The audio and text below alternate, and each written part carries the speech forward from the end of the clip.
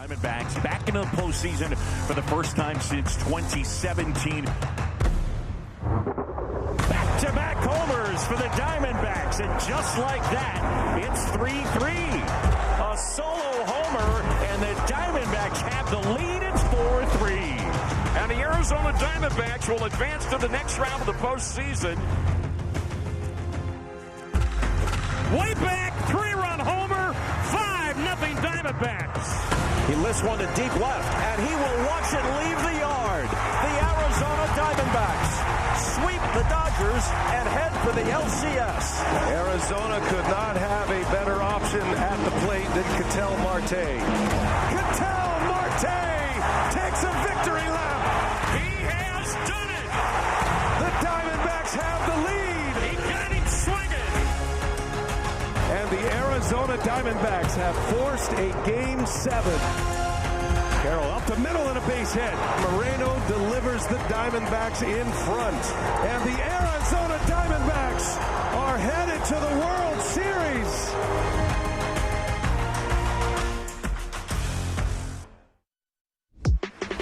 The surprise darlings of baseball in 2023, the Arizona Diamondbacks made it all the way to the World Series, and now they are in San Francisco at Oracle Park, a division matchup tonight between the D-backs and the San Francisco Giants. It's been a beautiful day here in San Francisco, nice and clear over the Golden Gate Bridge. And there is Torey Lovullo, who took his Diamondbacks from a team that lost 110 games in 2021 to league champions in 2023. Well, it's truly remarkable, that turnaround, but he always believed and he never wavered. And I tell you what, talking to him, he said it was nice to see the crowds coming back and rallying the Valley. Rally the Valley, I like that. Oh, you just come up with that?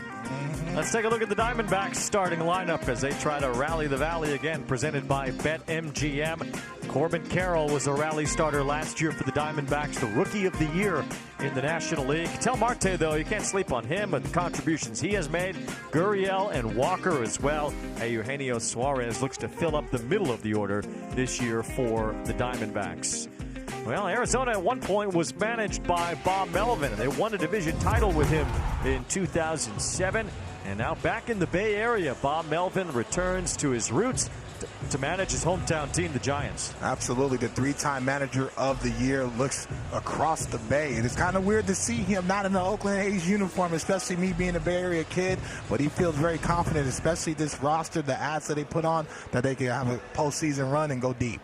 You see in the background there, a guy who's got some ties to both of these organizations, Matt Williams, who played, of course, for the Giants, had some very good years for the Diamondbacks, was on the 2001 championship team for which Bob Melvin was the bench coach for Bob Brentley in 2001 when the Arizona Diamondbacks won their only world title, as the Giants are led onto the field by one of their off-season prizes, although it was already spring training when they signed Blake Snell. Yeah, absolutely. The talented left-hander coming off a Cy Young year where he was absolutely outstanding, second in all of baseball in strikeouts, but also first in walks. And so he's still trying to find the velocity, still trying to find the command. But Zilla, as they call him, I think he's going to settle in nicely for the Giants.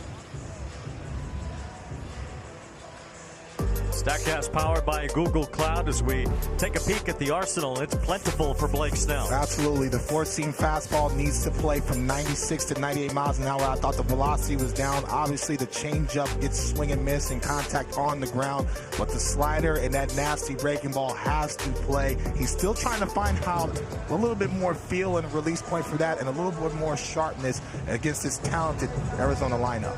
New uniforms for the Diamondbacks this year. Speaking of sharpness, I like the little look for the team. I like them. I like the little contrast of red and teal and, and a lot of different colorways in that uniform. Yeah, well, Marte with the purple wristband game.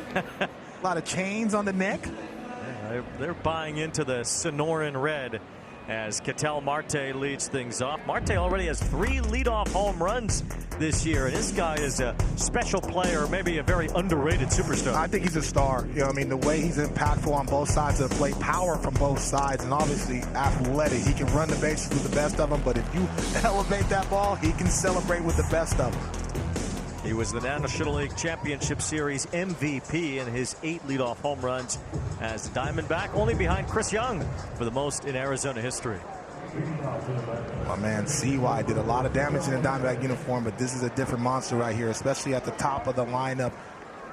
Torey Lovullo wants those guys to be able to get on and do damage early to take pressure off their rotation. This game was supposed to start a few minutes ago, but we're on Blake Snell's time on a Friday night in San Francisco. You're on Dontrell's time. Get to a couple of Cy Youngs, you get to pick and choose. And here's the first pitch of the night as Ketel Marte takes ball one, and we are underway at beautiful Oracle Park.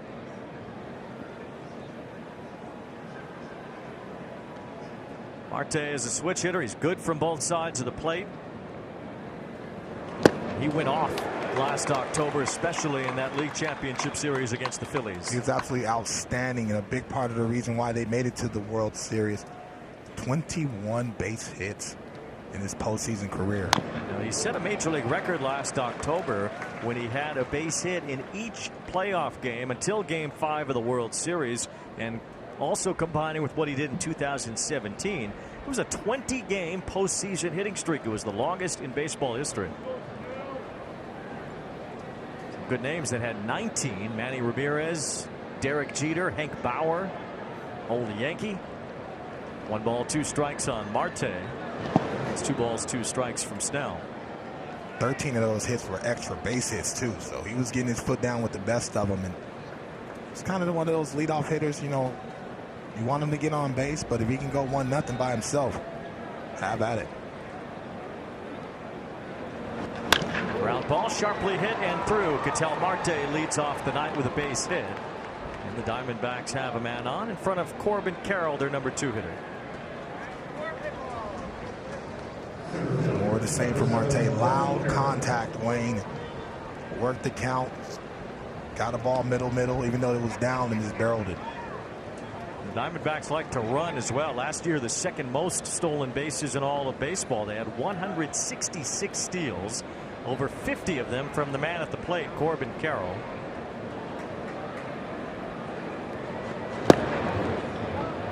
Ball 1 to Carroll, who so far in this season is batting just .227. 3 extra base hits. And there's been some downtick in power since about the halfway point of last year when he had aggravated his shoulder again.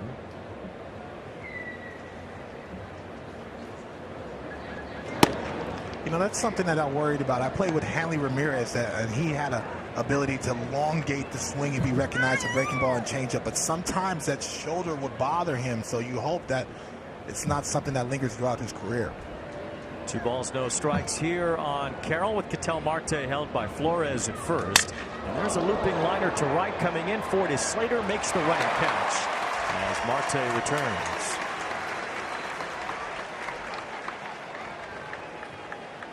Broken bat liner off the bat of Carroll for the first out. Really good jump by Slater off the bat. That looked like it was sinking. And it's always about the first couple steps. If you get a good jump and you don't feel in between, felt confident in the baseball, just held up just enough. Brings up the number 3 batter, Lourdes Gurriel Jr. The Diamondbacks have been scoring a lot early in games this year. 11 times they have scored at least 1 run in the first inning. 8 times they've scored at least 2. It's the best in the majors in both categories. And Gurriel 20 RBIs to begin the year. First time All-Star last year. Signed a 3-year, $42 million deal, so big part of their future. And that trade that the Diamondbacks made with Toronto, as you see the first inning runs have Arizona on top in the major leagues. Well, it's looking to be leaning heavily on the Diamondback side, getting Gurriel and Gabriel Moreno for Dalton Varsho.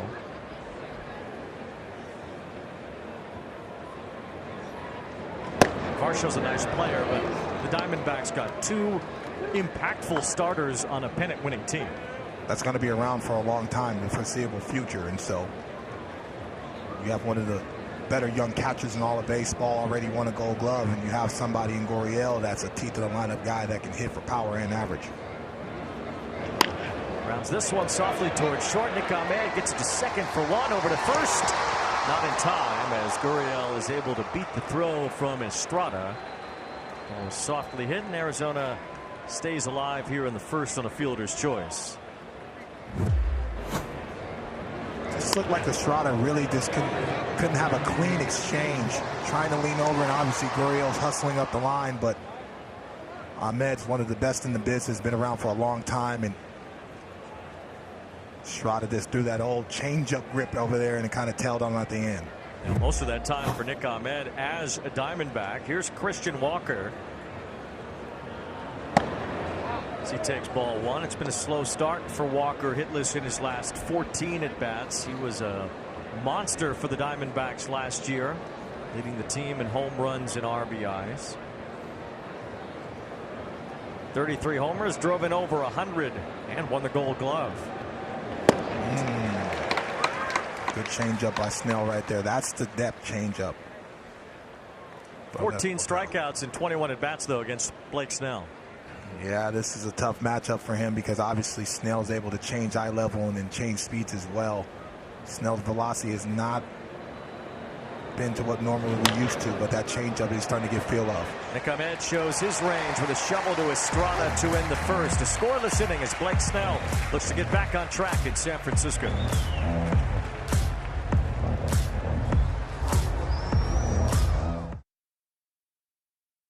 Brought in to beef up the offense as he's the DH hitting third. Matt Chapman the same in the cleanup spot tonight and playing third base. Some of the Giants regulars not in there tonight against Jordan Montgomery, including Jung-Hoo Lee, is not in the lineup, but Jordan Montgomery is on the mound making his Diamondbacks debut.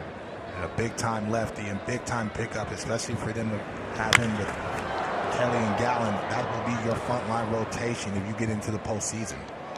Austin Slater leading off for San Francisco tonight, playing in right field. Fitzgerald's playing center field, and Slater hasn't hit much to start the year, but it's a day off for Lee with the left-hander on the mound. Not that they want to give Lee a day off every single week to keep him compatible with his schedule in Korea, but a breather every now and then. The Giants in a stretch here where they're playing a lot of games consecutively, and Lee has a 10-game hitting streak, but he's not in the lineup tonight. Spring training is a lot different, obviously, than the regular season. You kind of want to work him into that, and he understands once the real season gets going, he's going to have a lot of consecutive at-bats in a row. But the one thing I love so far about him is his hand speed of the velocity and his route running in the outfield. Now, we wanted to watch him play tonight. We should have discussed this with Bob Melvin beforehand. We tried to sell it in the meeting. The lineup by us. We tried to sell it in the meeting. Yeah. You know what I mean? The lineup was already out. Oh, Mel, give him the Sunday off. Oh, man. Not tonight. Too nice of a night in the Bay. I know it. Believe me, I know. We wanted to watch Lee play in center field tonight, but he is not in there. Maybe later he'll get in. It's Austin Slater starting against Montgomery. The ball hit right back to him, so Jordan Montgomery fields his position, his first act as a Diamondback. He just saw him hold and then throw the big whooper-duper, but as a pitch arsenal, he'll have the four-seamer, the sinker, the changeup, and as you can see, that big breaking ball to slow the hitter down. And so I love him because he's not afraid to pitch the contact, but he does have a lot of swing and miss at the top of the zone, as well as with that breaking ball at the bottom. So one out in the batter, Wilmer Flores. It is not often where a pitcher wins a World Series with one team and then the next season is on the team that he beat in the World Series. It's only happened a couple of times. Don Gullett transferred from the Reds to the Yankees after the 1976 World Series, and John Lackey from the Red Sox to the Cardinals after the 2013 World Series. Wilmer Flores rolls one to third. Eugenio Suarez handles that. 2 up, 2 down. Jordan Montgomery has crossed over from last year's champion Rangers to the Diamondbacks. And a short list of pitchers that have gone from world champion to runner-up 1 year to the next. You know what that is, Wayne? Across the diamond, they liked what they saw. You know what I mean? It's like, we need to get one of those. And so they did. Well, they did, and they got him on a 1-year deal. You know, it felt like as Montgomery was going through October, as Jorge Soler takes a strike, that he was going to cash in after his big postseason. But teams, I guess, a little bit brighter now. They are looking at the fuller picture, and there was not the long-term commitment that Jordan Montgomery was hoping for. He pitched like an ace in October, but he really hadn't been one at any point in his career before that. Last 10 starts, including the postseason, he went 5-1 with a 1.80 ERA. So he really stepped up when the Rangers needed him most, especially in the big spots. And for me, it's a situation kind of like Cody Bellinger talking to Cody. It's like, well, if I do my job mid-season, maybe they'll give me an extension, and maybe, you know what I mean, maybe if I'm a good fit personnel-wise and personality-wise. And so you never hear a bad word about Jordan Montgomery, regardless of where he's been. And he seemed to find his niche of, one, staying healthy, and two, being able to command the strike zone with different varieties of pitches. Well, he's certainly a good fit for a Diamondbacks rotation that needed to fill out a little bit. 1-2 on Soler. Now 2 balls, 2 strikes. He joins Zach Gallen and Merrill Kelly, who were terrific last year for Arizona. Eduardo Rodriguez also comes over, although he hasn't pitched yet this season either. So it is a deeper rotation now for the Diamondbacks in terms of trying to get through the 6 months leading up to October. They proved they could win in October. They only won 84 games in the regular season last year. So there with a high bouncer to short, backs up Kevin Newman. Long throw in plenty of time. And Jordan Montgomery's first inning with the Diamondbacks goes 1-2-3.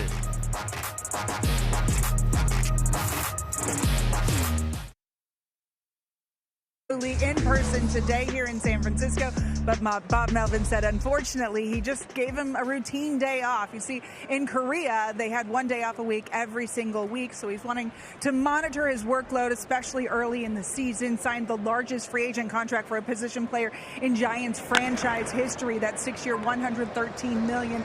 He is a very interesting player. He has a lot of character. Every guy I talked to on this team said he is as funny as he was in his opening day press conference. His nickname, Grandson of the Wind, because his father was the son of the wind. His father once stole 84 bases in a single season in Korean baseball, hence the nickname.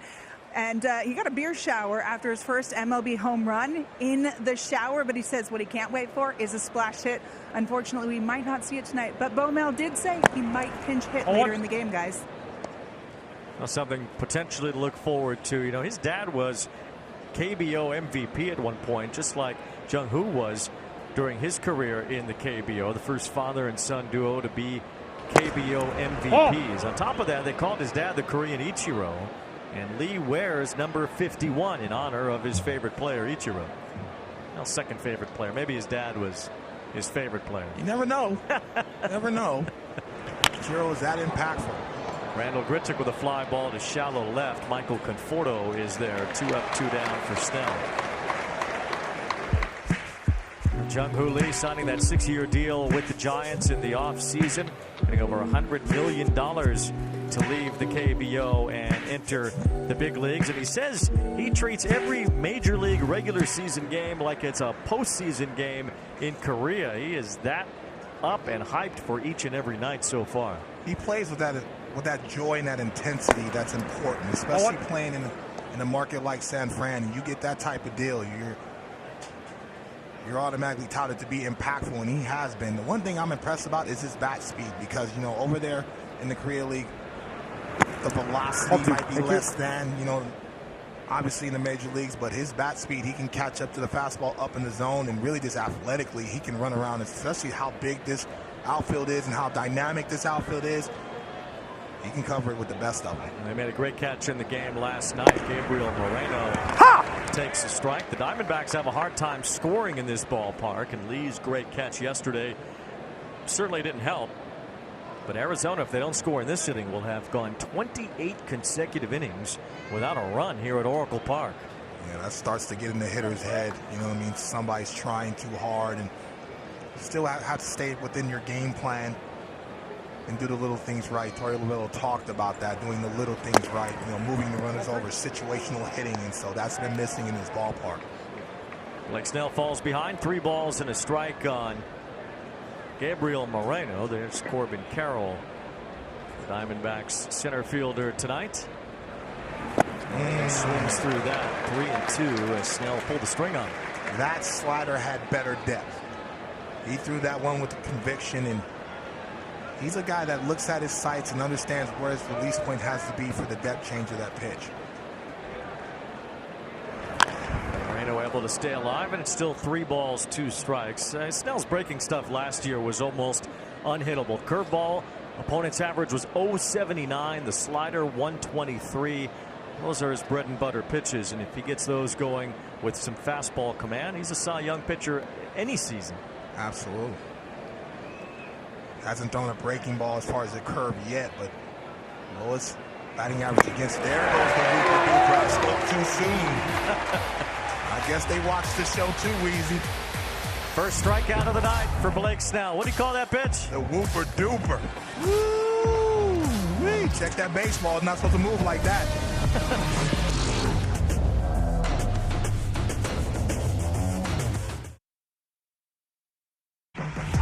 Friday Night Baseball on Apple TV Plus, presented by DQ, the official treat of MLB. Happy tastes good. It is a gorgeous night here in this city by the bay, San Francisco. Matt Chapman leads off the bottom of the second. Ha! Changing regions in Southern California, as he is a SoCal native from Orange County, but he knows the Bay Area certainly after many years with the Oakland A's. Four-time Gold Glove winner, won his fourth last year as he fouls this pitch off. It was a weird year last year for Chapman. He had an incredible month of April. He had 5 home runs. He had 21 RBIs in April alone, and then only had 33 RBIs the rest of the season. Yeah, he got kind of streaky, you know what I mean? And the bats got poured down the stretch. But the defense has always been elite. 2-time Platinum Glove winner. Leading off here in the second against Montgomery. Hits one hard down the line. That's a fair ball for Chapman. Gurriel plays it off the sidewall in quickly. Good throw, but not in time. Sliding double for Matt Chapman leading off the second.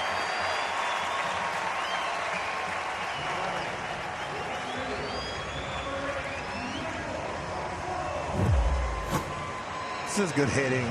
Getting the slider. It was down, but it was middle. Chapman recognized it mid-flight. Didn't overswing. Guys get big and try to pull that ball. He just barreled it and kept it fair. Nice piece of hitting by the veteran. The Giants could use some extra base hits. They still haven't homered here at Oracle Park. This is their 8th home game. Conforto with a little tapper beyond second base, fielded by Kevin Newman, who throws him out. That moves Chapman to third. Last time the Giants went through their first 7 home games without a home run, 1920 at the Polo Grounds. Wow. I'll tell you what, though, Wayne, I'm from the Bay Area. That marine layer gets over. It gets a little chilly out here, Wheezy. Not Chicago chilly, but it gets cold. It's tough to muscle that ball through the marine layer out here. I bet so. Here's Tom Murphy with the infield in, as he takes strike one from Jordan Montgomery. Murphy coming over from Seattle, where he was the backup catcher for Cal Raleigh there. He's backing up Patrick Bailey now, though neither has really hit much to start the year, especially Murphy.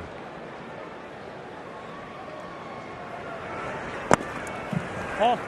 Murphy just 2 for 20. One of those hits is a double. He has an RBI. It's also a hitter's mentality, though. If you get in, especially situational hitting, we talk about that all the time. You're 0-0. I'm looking for something to try to elevate this ball, and he got a fastball and he took it. That's a pitch you got to be aggressive with. Pitch was up, but he could only foul it off.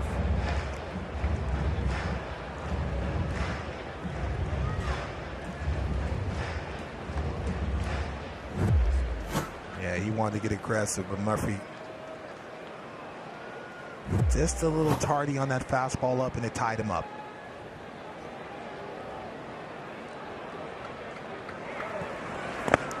Two balls, 2 strikes on Murphy as the Giants try to cash in a leadoff double. But as good as they get behind the plate in Moreno, he was the Gold Glove winner in the National League, although some thought that maybe Bailey should have been. Both rookie catchers that were battling for the Gold Glove inside the National League West last year. 2 balls, 2 strikes on Tom Murphy. Fouls that one off his foot. One of 5 rookie catchers all time to win a Gold Glove in his first season, obviously, but athletically he can do it all. He can throw, he can hit. Phenomenal pitch caller and receiver. Some big hits in the playoffs. Hit some home runs too in October, and those always come in handy when you're trying to win a World Series. The Giants won 3 of them in the last decade.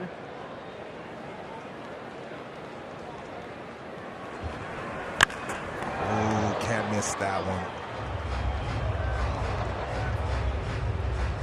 Even if I'm on the mound and I throw that pitch and Murphy fouls it off, I'm touching the rosin bag like, ooh, I gave him too good a pitch to hit, especially being ahead in the count. And so, yeah, no time to touch the rosin bag now. You got to get on the mound. You got to hurry up. It might be a little jog because of rosin bag wheezy, but. It's in there. Strike 3 call. Montgomery punches out Murphy, and a big second out for Arizona. Montgomery's been elite, especially over the last couple months into the season, and now being able to change the eye level, and everything's tunneling out of it. So Murphy saw 2 fastballs coming at the top of the zone. All of a sudden, that breaking ball locks him up in between and can't pull the trigger. So now Thairo Estrada, the batter. So he takes ball 1. Matt Chapman led off the inning with a double, but he's still on base. Conforto bounced out. Murphy struck out. So Estrada will have to come through with 2 strikes if the Giants are to take the early lead. Breaking ball's been pretty sharp for Montgomery considering a lack of spring training and this being his first regular season start. Especially these free agents, they understood the assignment where they kind of had to work offside because they knew they were going to have to hit the ground running, especially all the chips and dip they was going to get paid. They didn't have a lot of time to wait around. Estrada on the fly ball, right center field. Carroll moves over, calls for it, and has it to end the inning. So Montgomery gives up a leadoff double, but that was all. Still scoreless in San Francisco.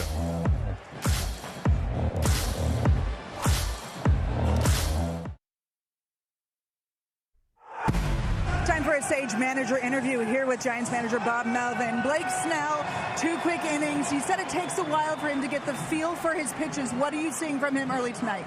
Good today. I mean, throwing a slider a little bit more, throwing for chase. You saw 3-2 breaking balls right there. So far, so good compared to his last couple. Matt Chapman led off the second with a double, put some pressure on their defense. What does he bring to this team? You've known him for a long time. A lot. So his competitiveness, obviously the defense is off the charts, and just a style of play that I think is really contagious to everybody else. All right, thanks, Bob. Got it. Bob Melvin, the manager of the Giants, with Heidi Watney as Blaze Alexander leads off third, and Blake Snell into the third inning without a run allowed for the first time this year.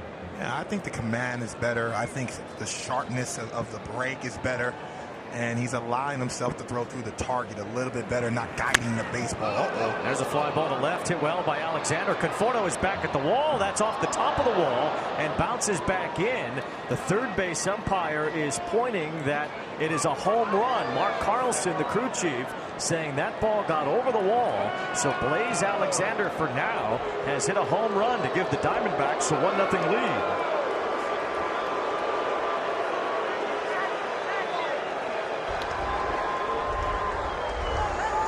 Alexander did a good job of just waiting Snell out. Got 2 fastballs off the plate, worked the count to 2-0, and as soon as he saw something, he had the green light, and he did not miss it.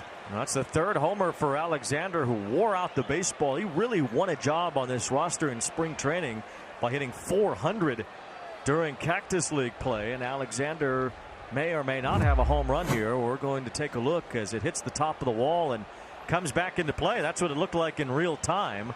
And this seems like it will not be a home run. Alexander might have to do a couple more squats in the weight room. This is a home run call. Looking like it stayed off the top of that wall and bounced softly back in. And there's that green fence right above the wall, just beyond the wall out there in left field. If it hits up on that fence, it's a home run, but it did not appear to touch that fence.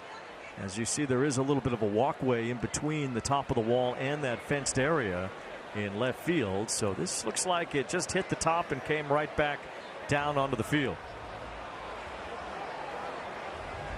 Blaze Alexander might have to wait for his third big league homer, and he now sees pretty clearly that it is a double.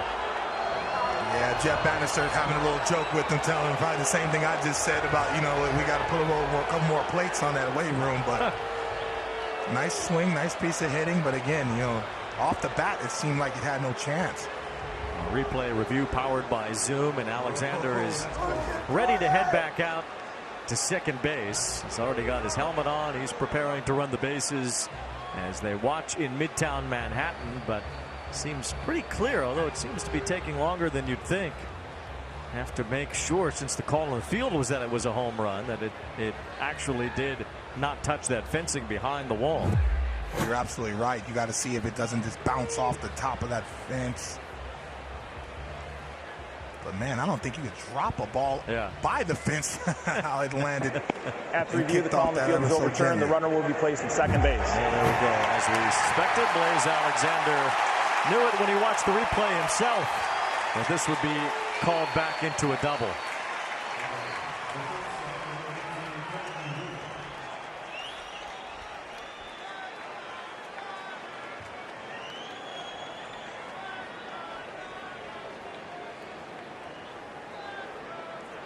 The Diamondbacks have their leadoff man in scoring position. Snell lucky that one didn't go another foot or so beyond the wall in left field as Newman, the number 9 batter, looks at a strike.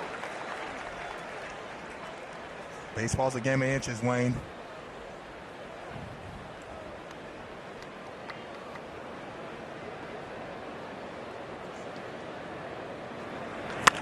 Newman inside, outs one toward the right field line. Slater moves over for it, makes the catch.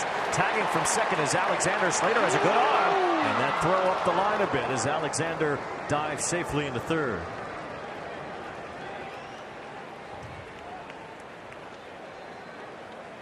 So one away, Alexander at third base. He thought for a moment he had a home run to start this inning as we bring in former big league umpire Brian Gorman, powered by Zoom. Brian, what's that replay process like for a ball that may or may not be a home run? Yeah, they have a lot of cameras in the what you need is a side camera to see exactly if it didn't hit that darker green wall behind the padded wall. It looks like it just kind of hit the top of the padded wall and just came back. If the ball did hit the darker green, it would have been a home run. I think they traded into a matter of inches. One more push up in the morning, he has it. All right, Brian, thanks a lot. Brian Gorman going over the diet of Blaze Alexander. One out with a man on third, and the infield in for San Francisco as Ketel Marte is at the plate, and he grounds a base hit to left to score the game's first run. This is a star, Wayne. You know what? He was comfortable at the plate. Being able to cover that velocity and that hard slider, another slider that kind of didn't have the bite that Snell wanted. They wanted it down and in.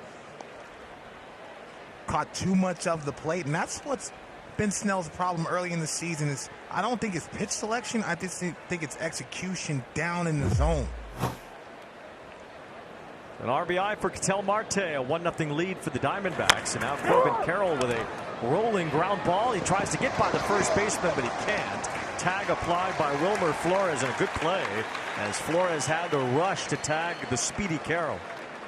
And to be honest with you, Wayne, that was the only play he had. Flores understood the assignment, gave himself an angle, and rounded that baseball. So right when he picked it up, he can tag Carroll very quickly, because that was going to be chaotic if that ball and Carroll got past him.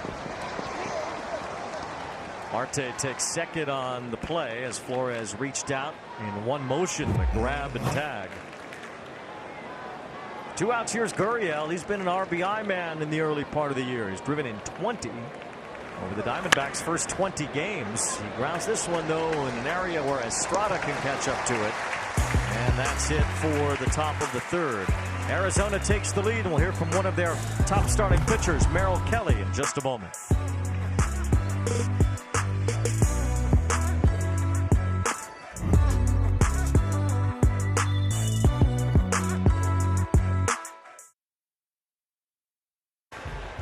Diamondbacks have a 1-0 lead as we reach the bottom of the third. Arizona scoring in the top of the inning on a base hit by Ketel Marte. And now Tyler Fitzgerald leads off against Jordan Montgomery here at Oracle Park. And we are pleased to be joined by one of the Diamondbacks' starting pitchers as Merrill Kelly hops on with us. How are you, Merrill? I'm doing good. How you guys doing? We're doing all right. You staying warm down there? You got the snow hat on, I see. Yeah, I like to stay comfy, so I'm not too mad about this weather. I try to ride the sweatshirts as long as I can in Arizona. I don't make it too far, but I try as much as I can. A good change up there by Montgomery. What does it mean to you guys to have Jordan Montgomery on board now, and Eduardo Rodriguez too when he comes back. Yeah, I think it's just more stabilization to the rotation. We were actually talking about this a couple minutes ago in the dugout. I got to pick his brain as far as if it's weird pitching for the team that you beat in the World Series last year. We walked into the clubhouse today and there were some highlights of him shutting us down last year. So a little strange, but I'm happy to have him. Hopefully Eddie gets healthy soon and we can really have a pretty deep rotation going forward. You know, getting a chance to talk to you last year at a golf tournament at Talking Stick, and we talked about this, how fun that run was, and you could just tell the fans just like how cool it was to just bring fans back to the stadium in Arizona and how rocking it got, because it was a fun vibe. Yeah, I think that's probably one of the coolest parts about the runs that we made last year.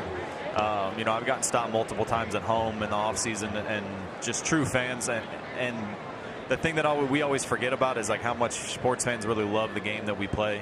You know, we treat it as a job and we just treat it as something that we love to do. But when I have people come up and legitimately thank me for what we did as a team last year for the city and for the sports fans, I think that is that's kind of one of the cooler parts about what we did last year. You pitched into the end of October into early November with the World Series last year. So what was the turnaround like for you to have to be ready in a shorter period of time to start a new season? So far so good. Maybe ask me that question again in September when we get there. See how the body's feeling then. But so far so good. I feel like I'm in a pretty good spot. First couple games have gone well. The ball's coming out well. So as long as the rig's moving somewhat good right now, I think we're in a good spot. Was the workload different for you in the offseason? Did you approach it differently? Not too much. I try to just treat every offseason as kind of a blank slate, just based on what we did, you know, what I did the previous year, what the workload was going into that offseason. So I'm not necessarily too routine as far as it comes to, you know, when I start throwing and how much I start throwing. I kind of just base that off of what the season was before and what kind of the demands are as far as how my body's feeling going into that offseason. Take me into how it is just playing for Torey Lovullo, because he just seems like he's an upbeat, very direct guy that allows you guys to be professionals, but at the same time hold you guys accountable. Yeah, Torey's the man. You know, we've gotten pretty close. We've developed a pretty good relationship over the going on 6 years that I've been here. And what you touched on, and the fact that he will talk to anybody about anything. His door is always open. Anytime you have a question or maybe a gripe about what's going on, or if maybe you don't understand. There's a base hit for Nick Ahmed, the former Diamondback. Maybe if you don't understand some moves that were made, or for me personally, it's like if I don't really understand why I'm getting taken out of a game. Even since I was a rookie, if I asked him any of that type of questions, he never shies away from the conversation and always kind of tells you what's on his mind. So he enjoys it. He definitely lets us, like you said, be players and kind of do our own thing. And he just expects, obviously, the professionalism on the other side. Farrell, a lot of teams have young pitching coaches, guys who maybe pitched alongside Dontrell in their late 30s, early 40s. But you've got a throwback in Brent Strom. Here's a looper toward the right. Grichuk makes a running catch. And back to first goes Nick Ahmed. What's the relationship like with Brent, and how does he kind of use his old school philosophies and combine them with the new way of thinking? Yeah, that's kind of his reputation, right? And I think that's probably part of the reason why he's still doing what he's doing, you know, like you guys touched on with his age and how long he's been doing it. The guy's passion for baseball is unmatched. I tell this story all the time, but I think it was 2 off seasons ago or last off season. I got an email from him on Christmas Eve. And it wasn't to just say happy holidays and hope you have a Merry Christmas and a good New Year's. It was talking about, I think it was talking about numbers on my 2-seam. And so he just lives and breathes baseball. And I think the fact that he can combine kind of the way he came up in baseball and what it was then to kind of adapting on, you know, what it is now, I think is why he's, you know, still doing what he's doing. Wilmer Flores with a ground ball to short. That ends the inning. That's 2 outs. You know, sorry to stay in the game, Kelly. Merrill Kelly, the Diamondback starting pitcher. Thanks a lot. Yeah, appreciate it, guys. Thank you.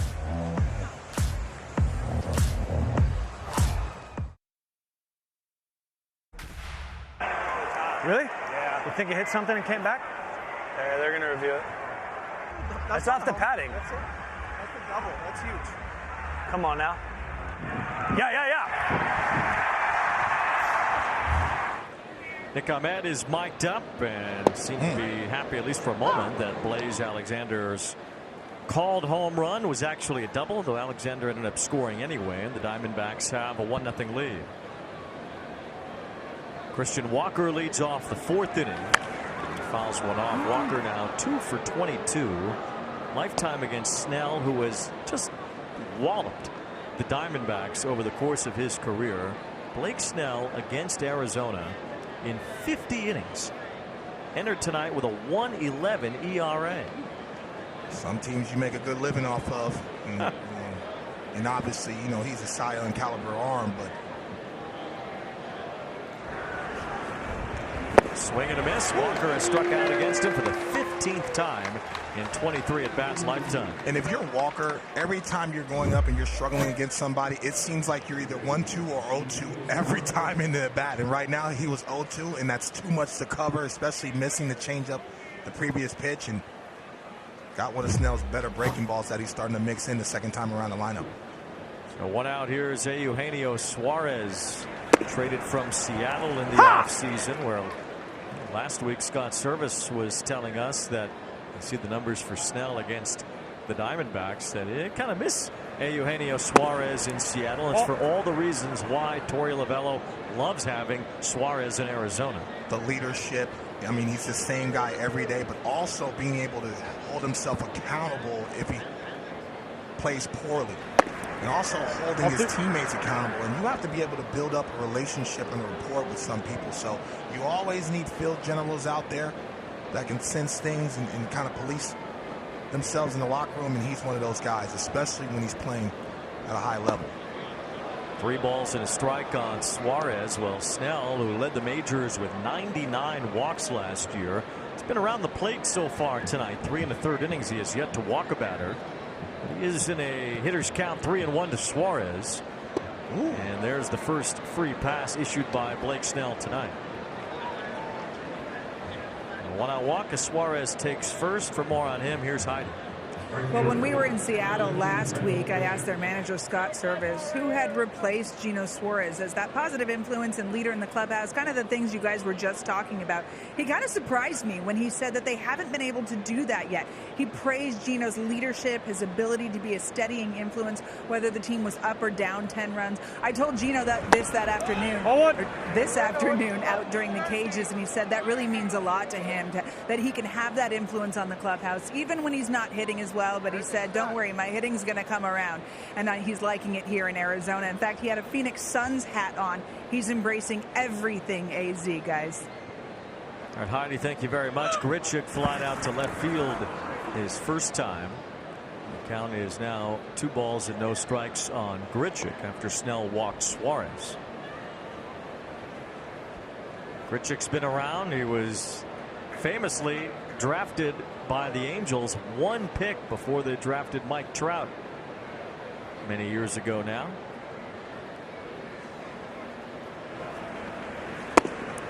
Oh, 3 balls, no strikes. But he's starting to bring the fastball inner half and starting to trust that he can drive that. That's a very important pitch. And so, yes, it's a ball at the plate, but for him to be able to go east and west, that's important for him to establish it to the right-handed batter, that fastball which sets up the slider down and in. There's a strike, and it's 3-1. One thing that seemed to resonate with Snell last year in San Diego is when he did issue those walks, and there were many of them, 99 to lead the majors, they really worked on him just flushing it and worrying about the next batter, not dwelling on the men on base. Well, his stuff is so dynamic, it's tough to piece together multiple base hits against him. So they weren't worried about the traffic because he's able to get swing and miss and soft contact on the ground. It's the 3rd pitcher in history to win a Cy Young Award while leading his league in walks.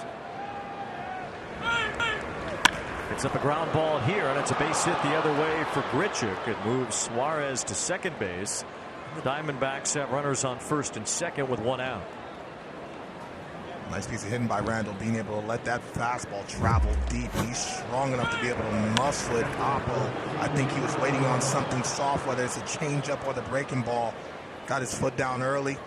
Baseball traveled deep, and he shortened his swing and just hit the ball hard on the ground. Keep the line moving. Grichuk's always done well against left-handed pitching, especially 107 off the bat for that ground ball single. Now Arizona with a couple of men on base as Moreno bats. He struck out his first time. As after the first pitch, lifts it toward the right field corner. Pretty deep. Slater's after it. On the warning track, makes the catch. The runners don't tag.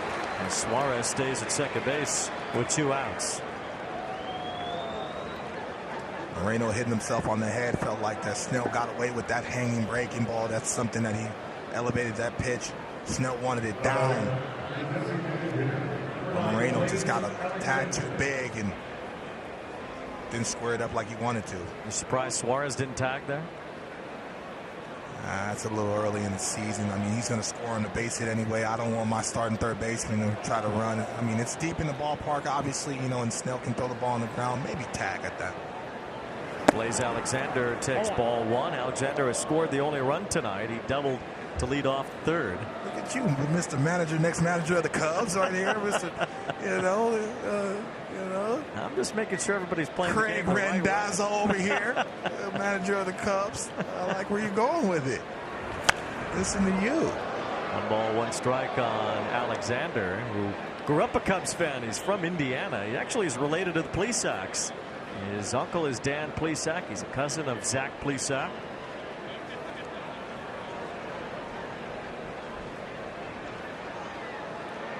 One ball, 1 strike on Alexander as he takes the Snell curveball for strike 2.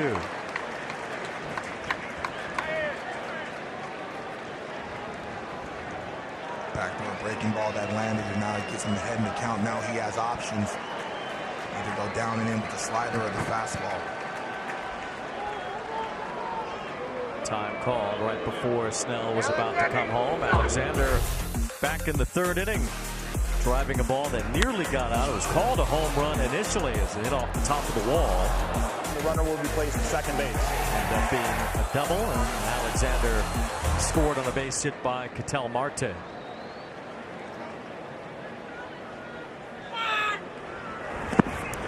He's off there, and it's 2 balls and 2 strikes on Alexander, who found his way on the big league roster after a great spring. He had some good years in the high minors last couple of seasons, but really got himself on the radar with a great spring.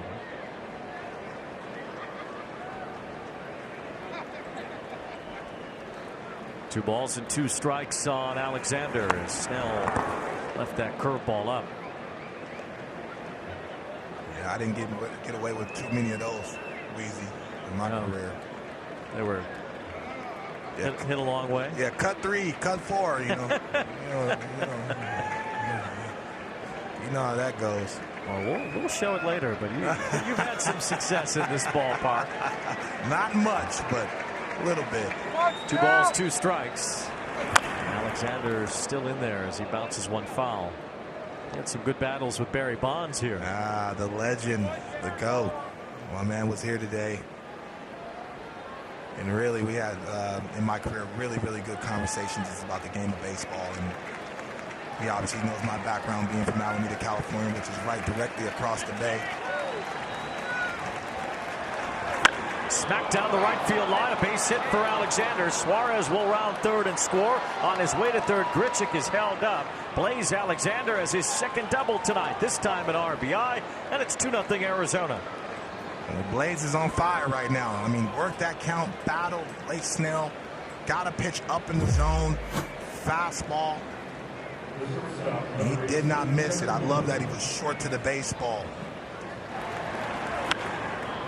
He gets big on that swing. That fastball beats him, but because he was short to the baseball, he'll let Snell supply the power. Says, let's go, boys. Throw away the keys. Get on my back.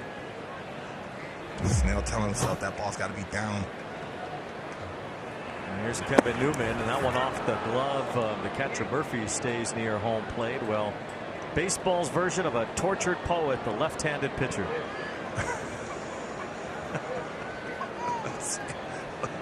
I see what you're doing over there, Wayne. I see what you're doing over there. I see what you're doing. I'm glad we in the sharing tree right now. Okay. Blake Snell's given up a couple of doubles to Blaze Alexander, which has gotten the Diamondbacks some runs early tonight.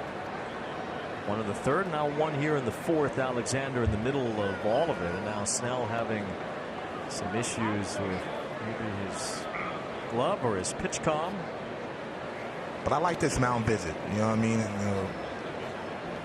You're giving up some hard contact the second time through the lineup. They're just giving them a breather to say, hey, we're good, man. We still have a chance to win this ball game, and you're actually pitching better than you've been pitching the last couple of days. This is spring training, but obviously this counts. But this is a ton of pressure. You come over here with a big contract and supposed to be, the 1-2 punch with Logan Webb and somebody that can go into the postseason and be those weapons. And so I don't care who you are, man. You're going to hold yourself to a high standard, especially if you've been struggling. And he's been notorious of being a slow starter. 2 balls, no strikes. He has had early season struggles. Even last year, in the year that he won the Cy Young Award, his numbers in the first parts of the season weren't that strong for Snell. And he certainly went on quite a run once the season got into about June, and all the way through the end. He was phenomenal over the final 4 months. Newman with an inside-out swing lifts a lazy fly ball to right field. And that ends the inning. Another run for the Diamondbacks. Blaze Alexander has 2 doubles, this time driving home a run to make it 2-0.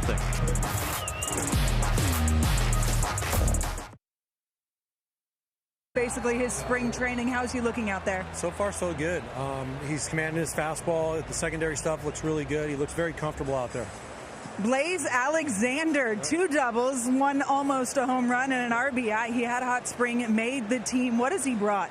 A lot of energy. He's a good baseball player. That's the bottom line. There's a lot of focus, and he's the right man in the right situation. He loves to step up in those big moments and find a way to get the job done. You can see it was a good moment for him there. All right, thanks, Torrey. Thanks so much. Torrey Lovullo thrilled with what he has seen from Jordan Montgomery so far tonight. This is what Montgomery has been brought here to do. As you heard from Merrill Kelly earlier, just further stabilize a starting rotation in which Kelly and Gallen have set the standard. Well, you need depth. And so I think one of the lessons that they learned about the Diamondbacks roster last year, even getting to the World Series, is they tend to run out of pitching after Kelly and Gallen. There's a fly ball hit to deep left field. Jorge Soler has the Giants' first home run at Oracle Park in 2024. At long last, cue the light show.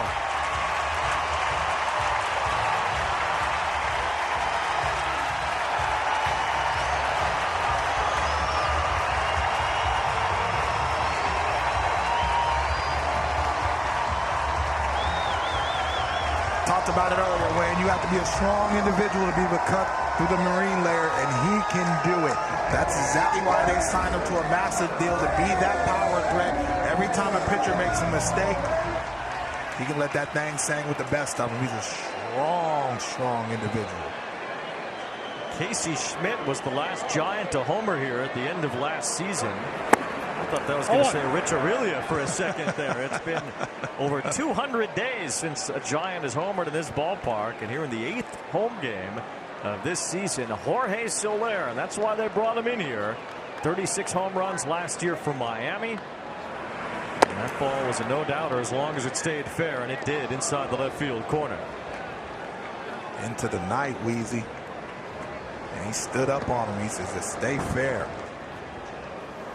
Well, they've been so excited to play that light show when they finally hit a home run here.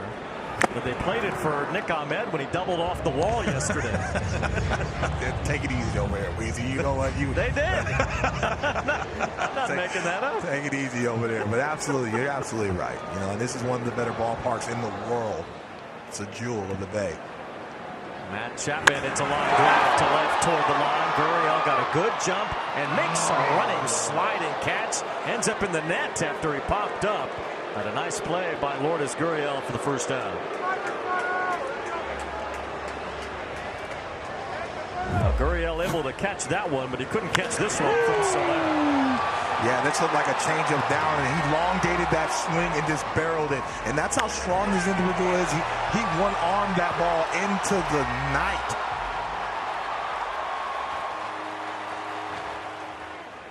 That is a strong man, Jorge Soler.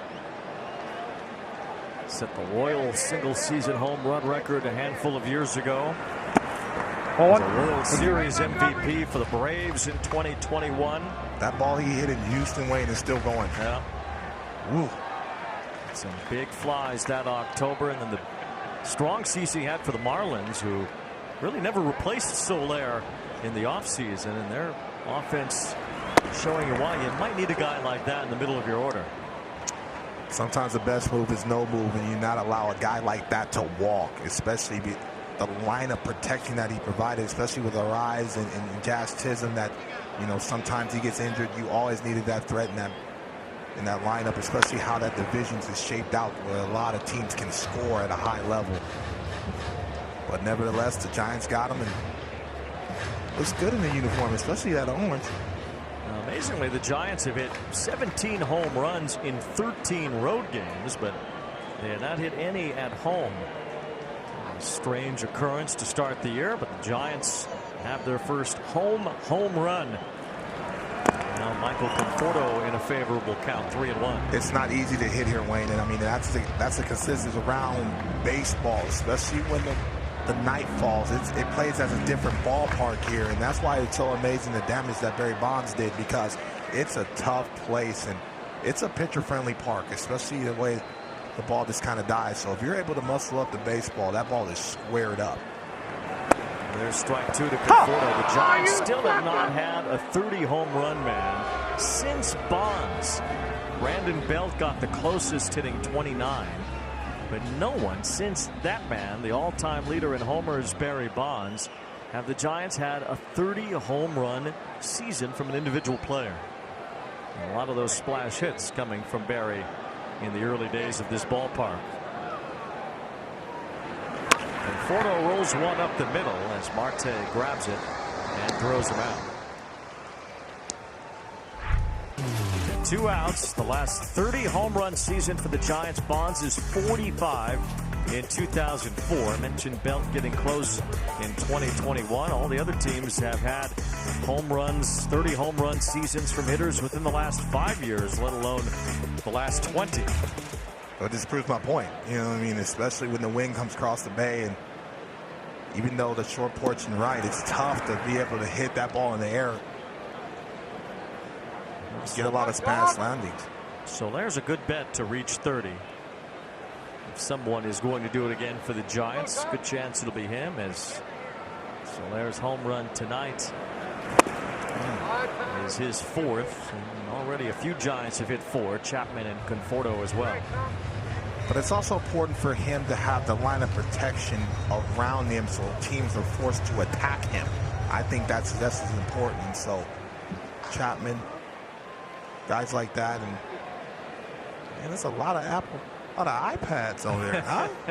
Product's doing just well. We're doing just fine down there. Yeah. Come on, Royce. Come on, Royce. waiting on that care package, Cat Daddy. Moving right along. I hear you. Yeah. I hear you. No balls, 2 strikes on Tom Murphy. You're always saying me. I never denied that I wasn't the problem. I never denied it. Never denied it. Never denied it. Oh, that's an old school phone right there. That got to be the 12. Well, what about the guy keeping score on the pen and paper? I like that.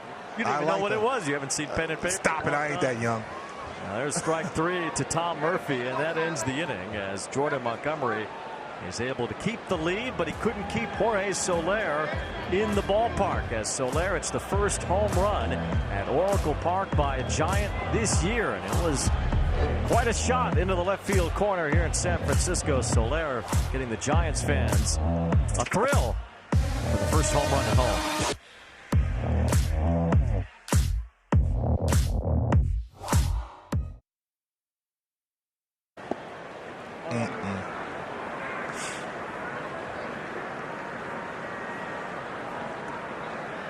It's 2-1 ball game now after Jorge Soler's home run in the bottom of the 4th inning. Blake Snell back to work in the 5th.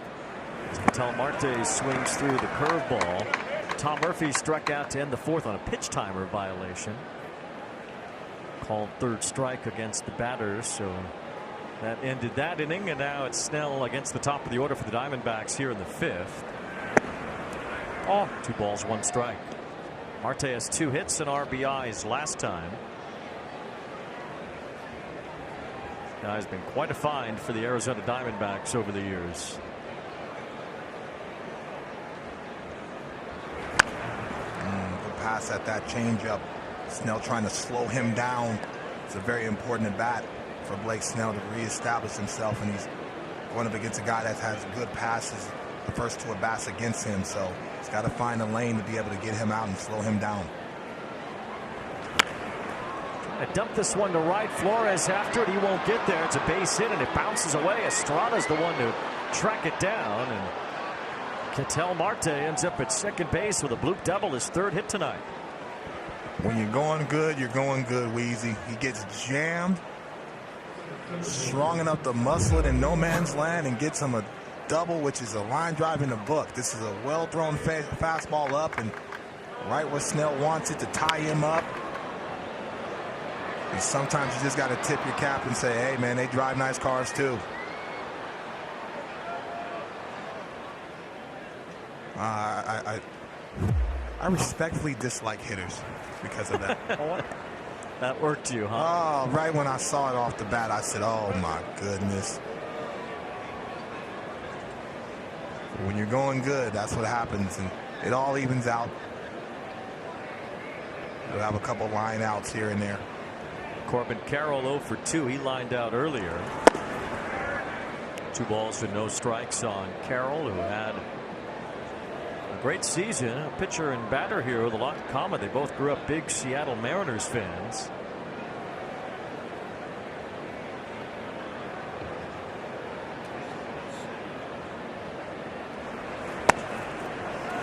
Strike from Snell, and it's 2 balls and 1 strike. Both men from Seattle. Snell went to Shorewood High School. Carroll out of Lakeside School. Taps this one into the Giants dugout, foul.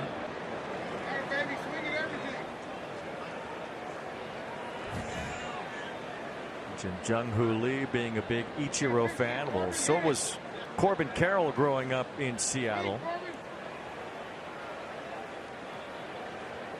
Born right around Ichiro's rookie year. He slashes one foul again. Still 2 balls and 2 strikes. I'm seeing something from Snell right now where he's getting more comfortable and more confident throwing that fastball to his glove side and really driving it. And now you're starting to see the uptick in the velocity. You're seeing more 96, 97s. You didn't see that over the last couple starts previous.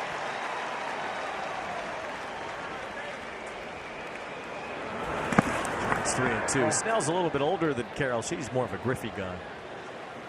Jay Buhner, Griffey. Oh, man. And those unis.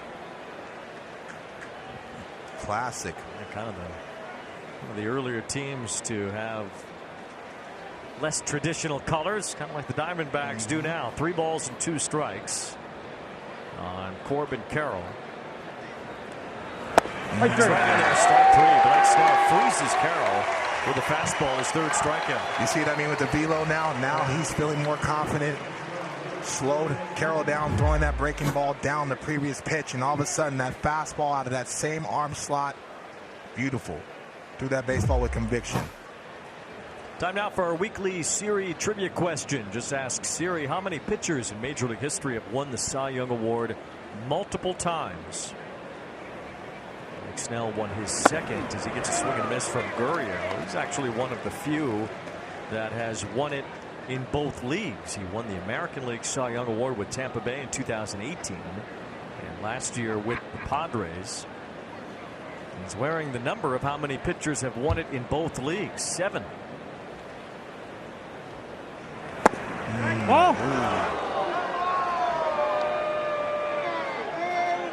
Wanted that one. 1 ball, 1 strike. Snell's been a lot more economical tonight. This looks more comfortable. You know, I see more sharpness, especially with the breaking ball. And like I said previously, he's starting to feel good about getting behind that baseball and throwing through the target. It sets everything up. The spin rate, the conviction, the arm swing. You can tell he's not guiding it. I thought in Tampa he was guiding the ball through the strike zone, making sure he threw strikes, and it didn't have that sharpness. And Tampa was all over him. His last start against the team that he got into the big leagues with, the Tampa Bay Rays, first time ever pitching against them, and he got knocked around pretty good in that start. Swing and miss on the good curveball, and it's 2-2 on Lourdes Gurriel. Gurriel's 0 for 2 tonight. Snell had averaged 21 pitches per inning entering tonight over his first 2 starts. He's been a lot more efficient in this one. This is the deepest he's gone into a game so far at 4 1/3, trying to get through 5.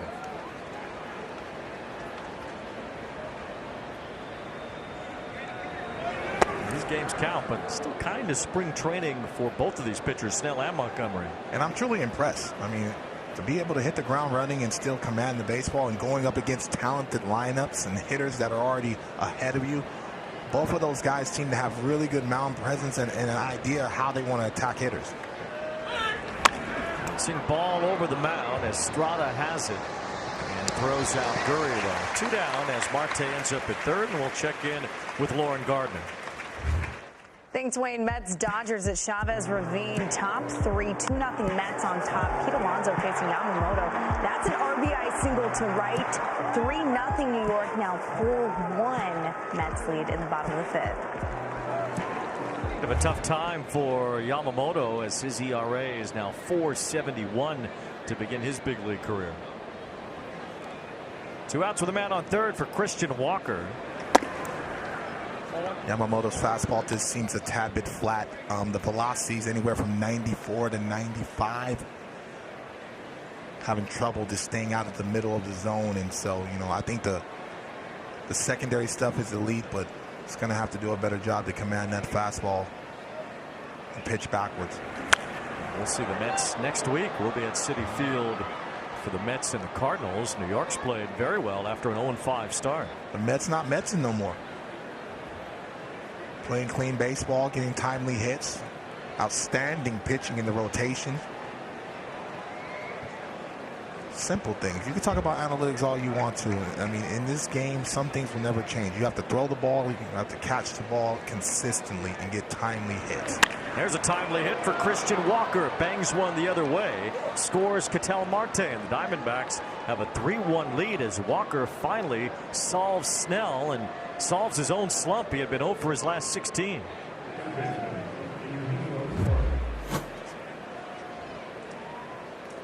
You see that fastball, middle. And Walker does a good job of shortening his swing. Usually he gives a bigger swing. He allows that baseball to travel deep, and he's a strong individual to be able to hit that ball with some authority the other way.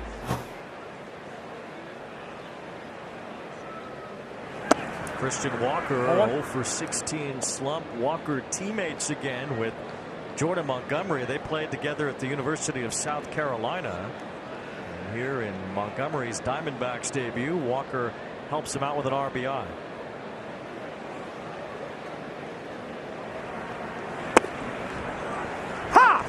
There's a strike to Suarez, who has a walk and a run scored. So 3-1 as Arizona has the lead. Nick Snell got through the first 3 innings okay. He's given up a run now in each of the last 3. Now Suarez lines one to the gap in left center field. That's another hit. Walker will hold at second as Conforto gets it in. Back-to-back 2-out singles.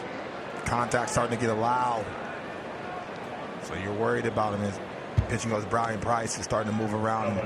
Probably will come out and give him a breather and just talk to him about, hey man, you're 1 pitch away. But again, both that fastball and now the breaking ball landed in the middle of the strike zone. You have to be able to stay out of it, especially when you're facing a lineup for the second and third time. They tend to get a better gauge of your stuff and your timing and your velo, so you have to be better the second and third time around. 84 pitches most Snell has thrown in a game so far this year. There's Brian Price back as a big league pitching coach with the Giants. You had to run across Brian in your career. Yeah, I had the yips in Detroit, and Dusty Baker and Brian Price put their arm around me and really gave me a chance, and we started from ground zero, just reteaching myself how to throw the baseball. And Brian Price is someone that demands respect, but he also talks with a positive tone, and so he told some one-liners, and he said, hey, man, you have all the workings to be a big leaguer again, but shame on you if you get in the way of this mentally. And so I really appreciated that line, and it stuck with me for the rest of my career and really the rest of my life, that he put his arm around me and helped me get back to the big leagues. There's a line drive and a base hit for Randall Grichuk. That will score one more as Walker comes around. Suarez might score two. He's getting the green light. Conforto's throw is coming in. No relay to the plate. Two-run double for Randall Grichuk, and the Diamondbacks have taken a 5-1 lead.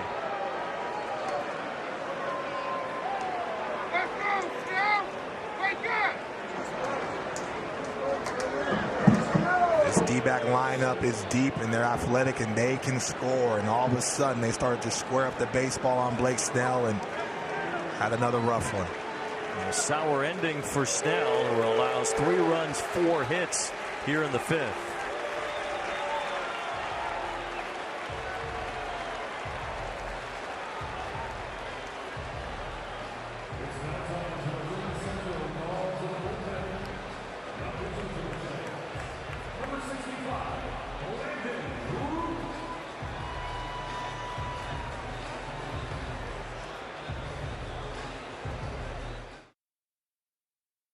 Corner. Again, that swing was sweet and easy down in the zone. Again, he hit one ball to the right side down. He pulls this ball, and after a mound visit, hitters are tend to be aggressive because they know that the pitcher wants to get across that strike zone in the first pitch.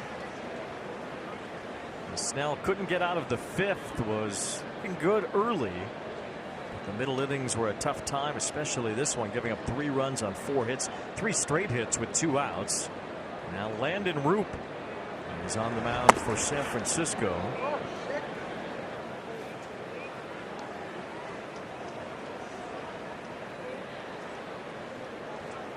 Roop drafted by the Giants a few years ago. In his first big league opportunity this year. Roop has a lot of spin, especially the Giants love that he spins the ball very well. Sinking action, but can go east to west with that nasty slider as well.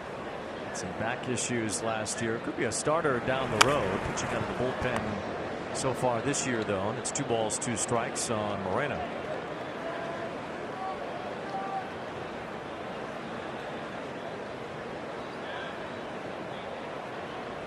Roop guilty of an unnecessary letter on the back of his name there. Second P. Man, let that man live, Weezy. Let that man live. 2-2 on Moreno. A bouncing ball to third. Matt Chapman shows off the arm as he gets it to Flores. 2 in the inning, but Blake Snell had a rough end to his night, allowing 3 runs in the 5th. The Diamondbacks lead by 4.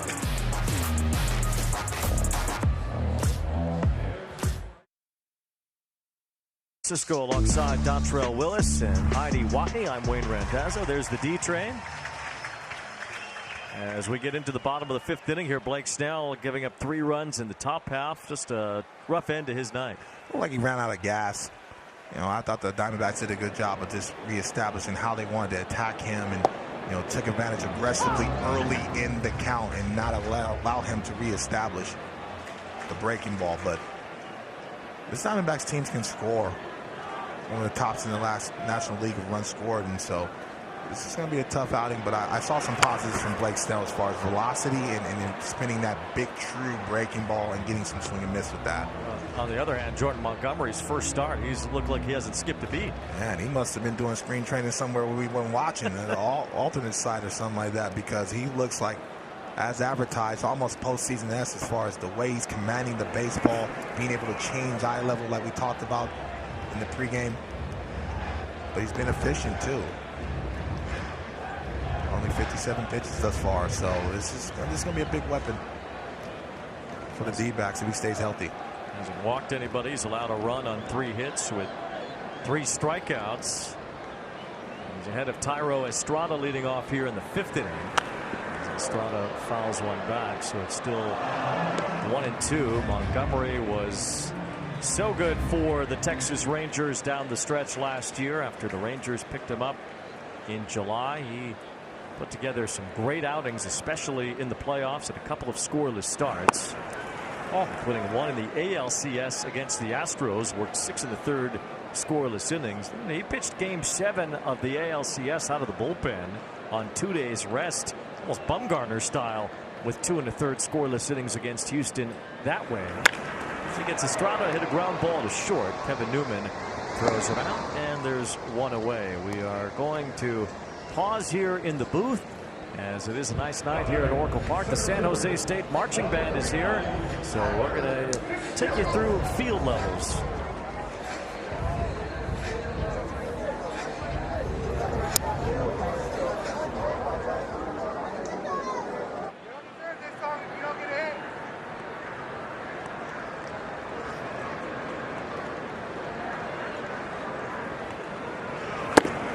On.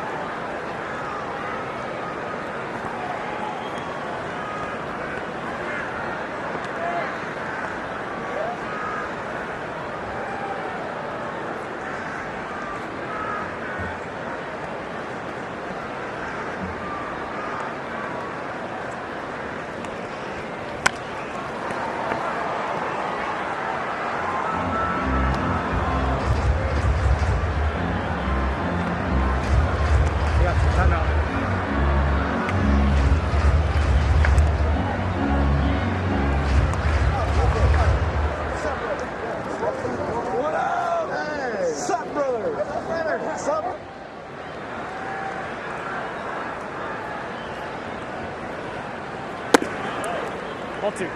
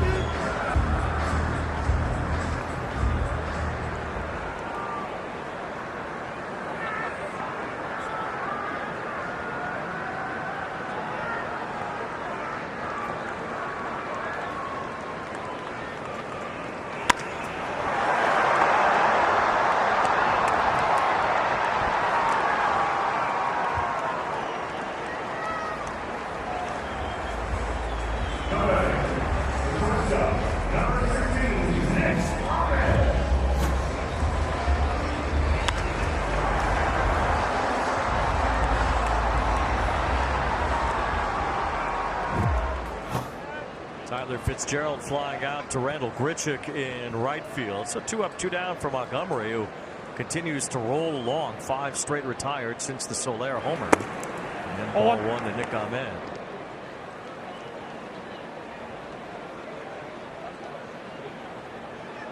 The one thing that I love that Jordan Montgomery does is he manipulates the pitch clock. Like sometimes he'll work very quickly, but then sometimes he'll get set and hold to try to slow down the hitter and throw them out of rhythm just enough to miss-hit the baseball. So I love that gamesmanship between the cat and mouse, between the hitter and the pitch clock. The pitchers who were able to figure it out and work within that system were going to gain an advantage from it. As Ahmed bloops one, shallow center. Carroll got a good jump but can't reach it. The former Diamondback, Nick Ahmed, is 2 for 2. Sort of a replacement for Brandon Crawford, the longtime, very popular Giant. Nick Ahmed having a good series so far against his former team. You know what? That looked like he hit that changeup off the very end of the bat, and he absolutely did. But being able to stay through the baseball, he's always been a guy that's been a true professional and somebody that you can trust in the locker room to be one of those veteran leaders. So I thought this was a really good pickup, especially with the defensive woes that the Giants had last year, leading all of baseball in errors. He's somebody that's sure-handed at the shortstop position. Ball one, Austin Slater, who is 0 for 2 today. Ahmed getting a 2-out base hit. Diamondbacks had 3 of those in the top of the 5th inning to plate 3 runs. And Arizona extending their lead. Up 5-1, trying to even up this 4-game series at a game apiece. Giants with a shutout last night won the opener. Here's a fly ball to the right field corner. Sliding. Randall Grichuk makes the catch.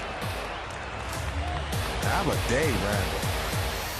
2-run double in the top of the 5th and a sliding grab to end the home half.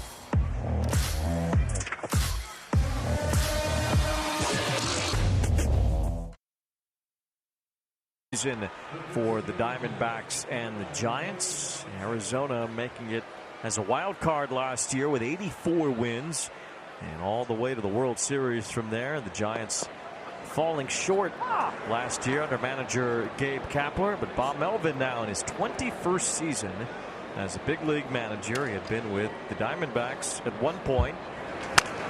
There's a ground ball off the glove of Root, fielded by Estrada, who throws out Blaze Alexander. 1 out as we give you the answer to our weekly Siri trivia question. How many pitchers in Major League history have won the Cy Young Award multiple times? And the answer is 22 pitchers have won at least 2 Cy Young Awards. I just wanted one, Weezy. Tim Lincecum got 2. You almost got one. I just wanted one. Timmy Lincecum was a bad man, the freak. The numbers he put up in just a short time in this ballpark, man, every time he got on the mound, it was must-see TV because he was electric. He won in back-to-back years, did Lincecum. You were the runner-up in 2005. You're real comfortable in the booth right now, aren't you, Weezy? You're real comfortable messing with me, huh? Nah, it was a fun one. Fun. 22 wins. Pretty good year. My teammates like me a lot, Wayne.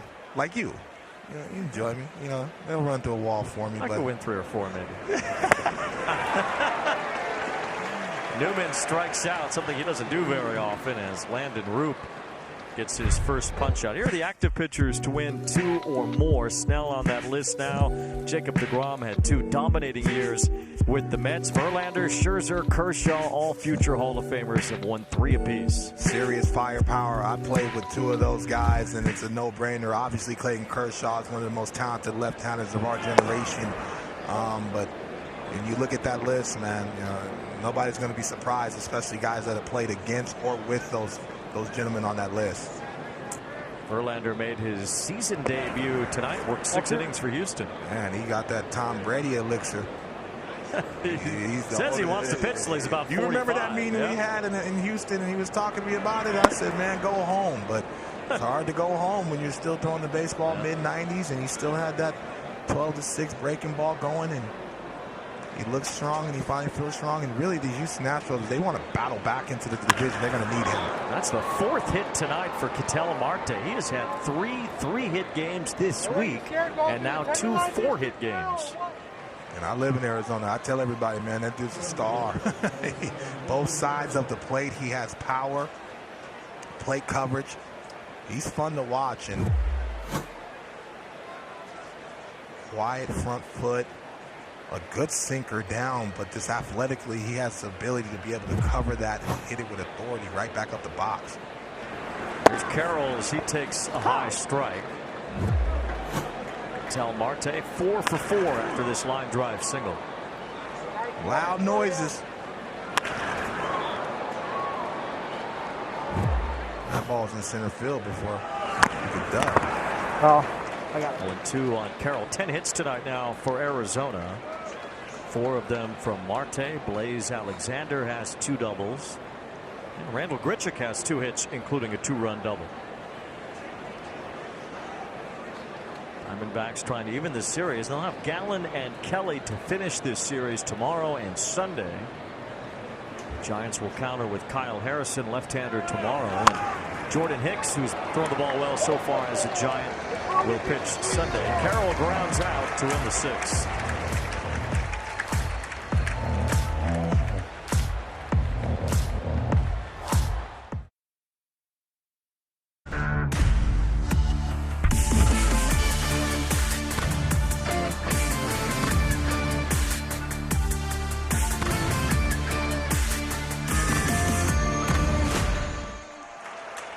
Solid night for the Diamondbacks as they play by the bay tonight against the Giants. Jordan Montgomery is still out there in his first start of the season in his Diamondbacks debut. He's gotten through 5 1/3 innings now, getting Wilmer Flores to ground out on the first pitch here in the 6th inning. The only blemish came in the 4th. Jorge Soler cracked the first homer at Oracle Park this year for the Giants. Yeah, outstanding job. Montgomery missing location with that fastball. They wanted it down the way, missed middle down. And Soler went 410 feet with one arm. He is a big boy at the plate. He has always had tremendous power ever since the Cubs signed him out of Cuba. 4 home runs already this year, and we mentioned could be the first Giant 30 home run man since Barry Bonds. Strike from Montgomery. There have been nothing but strikes tonight. He has thrown 13 first pitch strikes out of the 21 batters he has now faced. He's only gotten into a full count once. Ball up. As he goes to 2 balls and a strike here. He's only been behind in the count 2-0 3 times, so he has really thrown a lot. For a guy who has supposedly just been trying to get ramped up, he looks like he's in mid-season form. Well, him and Moreno are on the same page. I love the rhythm of those two, and they seem to trust each other. Soler off the end of his bat this time lifts a fly ball that Carroll comes in for. And there's 2 up, 2 down. Well, we've mentioned Barry Bonds a few times tonight. Let's take a look at our pitching decisions presented by Sage against the D-Train, July 28, 2007. Walk us through it. Yeah, I told myself if I'm going to get beat, I'm going to be a game show answer. I'm going to get beat with my best. And he seemed to cover the breaking ball better, and I challenged him with a fastball. And me and him had a little wager saying that if I strike you out, you got to sign me a bat. And so he was a man of his word after the game and talked to my family, talked a little trash, but he said if it was Pittsburgh, Barry, I would have been able to throw those fastballs by him like that. I believe that. Jordan Montgomery has been rock solid. 6 innings in his Diamondbacks debut.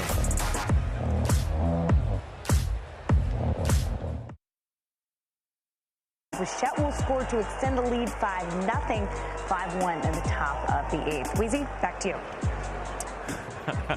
See what you started.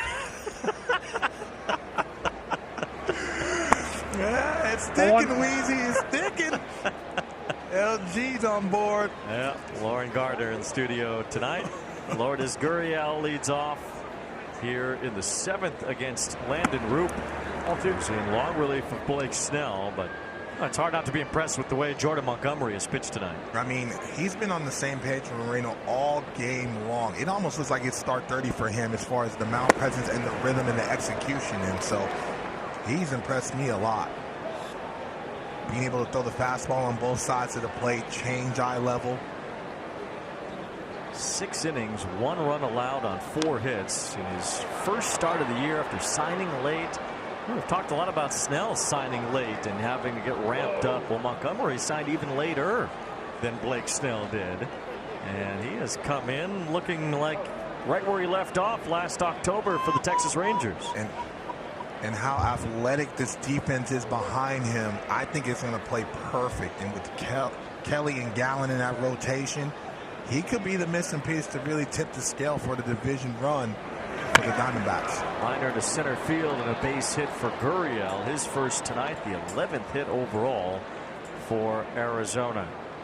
Now Bob Melvin has taken over this Giants ball club, a team in an area he certainly knows well. For more on the San Francisco skipper, here's Heidi Watney.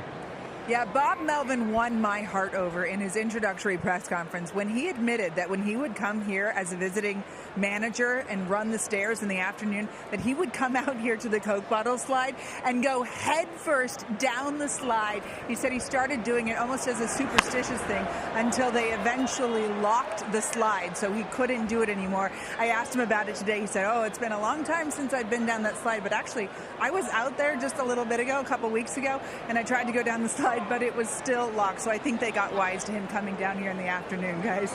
You're not trying that tonight, though, are you? I am not.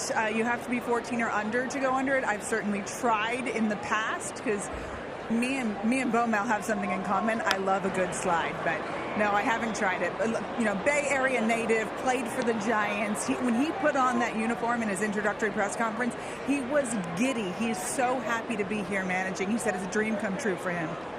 Yeah, really is a great fit for Bob Melvin in San Francisco. Absolutely. I mean, he's a Bay Area guy through and through, and obviously, you know, the track record on the other side of the Bay in Oakland, being able to get that team successful, and I'm sure the Giants faithful hope some of that talent and some of that success and that mindset could rub off on this ball club, because with the add-ons, they feel like this is a roster that can compete and get to the postseason.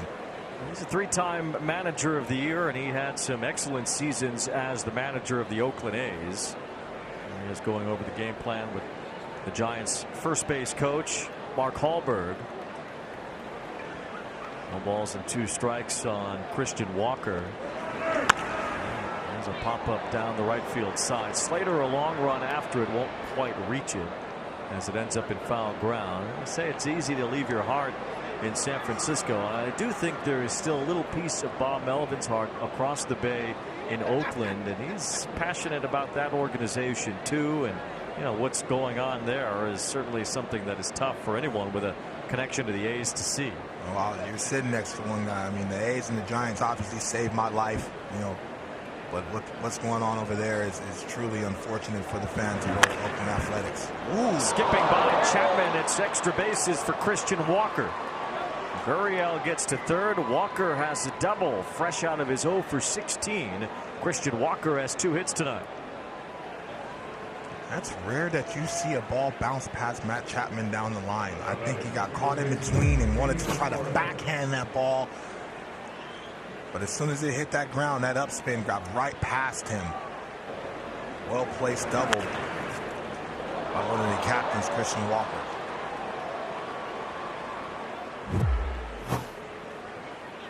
A lot of traffic for the Diamondbacks today. Seems like from the second inning on, they've been having multiple guys on base and putting pressure on the G-men. Well, one is Suarez. The Diamondbacks can kick it open here. They lead 5-1. They've had a dozen hits in this game, and now back-to-back hits to start the 7th. Infield is in for San Francisco. And Root behind Suarez 2-0. Suarez with a walk and a run scored in the 4th inning, singled and scored in the 5th. Guy's driven in a lot of runs over the years, has a chance to drive in at least 1, if not 2 here. Ball 3. Since 2018, Suarez has the 5th most home runs in baseball, so that power threat is always lurking, and that's why Root threw a 2-0 slider and then just give in trying to groove the fastball in that count. And a couple of 100 RBI seasons with the Reds. He drove in 96 last year. Doesn't get a chance here. It's a 4-pitch walk to load the bases. 3rd time Suarez has been on base. Bob Melvin has won a whole lot of games over the years, over 1,500, second most among active managers. Mentioned the Manager of the Year award he won with the Diamondbacks in 2007. Won a couple of those in Oakland as well. And the Padres, it was an interesting time with that franchise. 2022, everything went right. 2023, everything went wrong. And now Bob Melvin is in a more comfortable place. You know, in my opinion, and you know, he's probably the best manager, especially with the track record, that hasn't won a World Series. You know, I mean, that's how long and successful he's been around the game. He loves the game, but like I said earlier in the show, he allows the locker room to release himself, but he demands professionalism from everybody, not just the players, but the training staff and coaching staff. And that's how he was as a player, and that's how he was as a manager, and that's why he's so successful. But I just love his presence, love his tone, and when you get him laughing, it's a sincere laugh. But he's a stoic and serious man when he comes to the ballpark, and he expects everybody to be on board to want to win a ball game. Kaiwei Tang is warming up in the San Francisco bullpen as Roop has loaded the bases with nobody out here in the 7th. Grichuk's had 2 RBIs. And he looks at a strike as Roop gets even. 1 ball, 1 strike. Grichuk's numbers with the bases loaded pretty good in his career. A long-time Colorado Rockies, played a bunch in this ballpark. 1 ball, 2 strikes on Grichuk. Roop's been trying to get to that slider, a nasty breaking ball, but he always has to start the fastball off and make the hitter honor the velocity and the movement as well.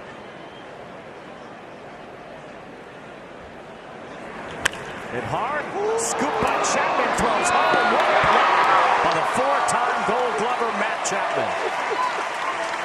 You must have heard me in the booth. I apologize, Chappie. Wow. How many times have you seen that in the green and gold, and now in the black and orange? A big-time play. And I think they had a chance to be able to get Grichuk at first. I mean, that's how hard this ball was hit. Pops up, fires a strike. That's how pitchers buy their infielders a steak dinner. You can Oscar style it too. Moreno looks at a curveball strike. That's just a sensational play by Chapman. It's something, he is so talented. He made it look like it was a simple play, but it's far from it. Scott McGuff is warming up in the bullpen for Arizona. So Montgomery likely is finished with his Diamondbacks debut, but it's been a good one. He's in line for the win. There's only a handful of third basemen that can make that play, even knock it down, but then to pop up and fire a strike. Impressive. Nicely done by Chapman, keeping the bases loaded without a run scoring. Now with 1 out, Roop falls behind Gabriel Moreno. 2 balls and 1 strike. Diamondbacks entering today leading the majors in hitting with the bases loaded, batting .462 over the first 3 weeks.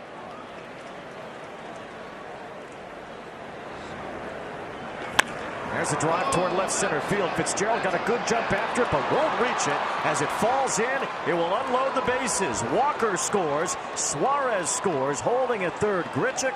A 2-run double. Gabriel Moreno opens it up for the Diamondbacks, who lead 7-1.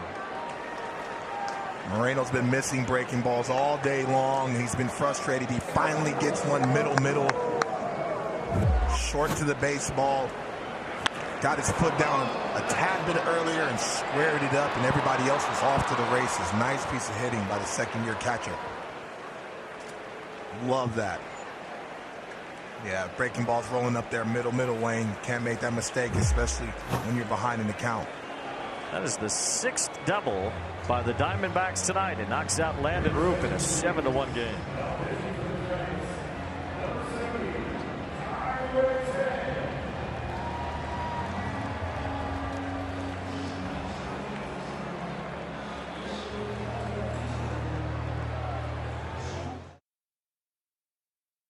But 10 innings early on for Tang. Tang coming out of the bullpen, all long relief. Fastball anywhere from 92 to 93 miles an hour. Sinker slider guy. From Taiwan, he was originally signed by Minnesota. Traded a handful of years ago to the Giants organization, but new to the big leagues this year. Behind Blaze Alexander, who's had a good night. 2-0. Alexander has 2 doubles, a run scored, and an RBI. 6 two-base hits for the Diamondbacks tonight.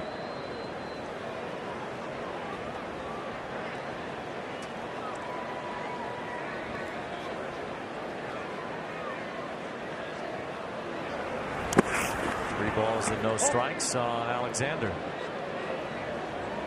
Tang so far is trying to find that release point of that breaking ball. Has not been close with it. He's got to find a way to get back in the zone.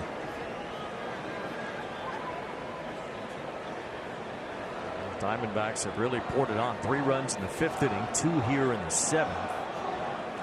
7 runs on 13 hits as the Diamondbacks offense explodes tonight. There's ball 4 to Alexander, loading the bases again. Want more stats for this game and other sports? Well, Apple Sports is here. Your new app for real-time scores and stats. Fast and simple. Apple Sports available to download free in the App Store in the U.S., Canada, and the U.K. on iPhone models on iOS 17.2 or later. Strike to Kevin Newman playing shortstop tonight. Geraldo Perdomo, who is a big part of the Diamondbacks' pennant winner last year, is on the IL right now. So is Alec Thomas. It sounds like Thomas is on his way back. There's a line drive and a base hit for Newman. So the Diamondbacks keep adding on. Now the ball mishandled by Fitzgerald in center field. That scores a second run. Grichuk and Moreno both come win, and it's all Arizona tonight. They lead 9-1. Yeah, the Diamondbacks are starting to feast right now. The Giants pitchers are struggling to get ahead, struggling to land their secondary pitches, and they're making them one-dimensional, and they're forcing the Giants to be able to come across the plate, and they are not missing right now. They're trying to make up for all those runs they haven't scored coming into this ball game, Wayne. It's true. The Diamondbacks shut out last night. Just one RBI there for Newman, thanks to the ball being mishandled by Fitzgerald. It's a 4-run inning here as Arizona goes up 9-1, their 14th hit in this game. 4 of them have been by this man, Ketel Marte. Yeah, he's the catalyst of their offense, and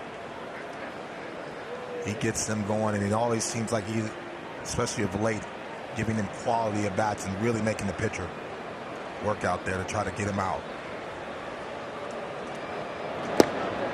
2 balls, no strikes on Marte.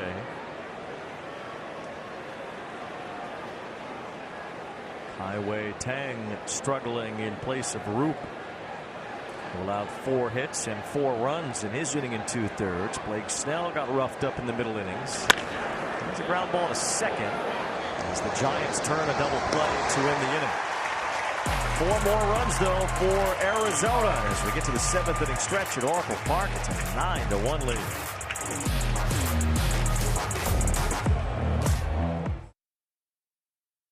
Produced or retransmitted in any form, the accounts and descriptions of this game may not be disseminated without express written consent. Well, Randy Johnson spent some time with the Giants, of course, many great years with the Diamondbacks. The opposite for Madison Bumgarner. Matt Williams is really the one that's spread between these 2 organizations in the prime of his career. Had a poster of him and Kevin Mitchell and Will Clark in my bedroom. He doesn't like me bragging on that. I said, no, Matt Clark, you know, he gives me a little half-hearted smile, but a really good man over there and a legend in the Bay Area. Scott McGough is the new pitcher for Arizona. It has to be pretty cool for fans of a certain age to see Matt Williams in a Giants uniform again. But, you know, that's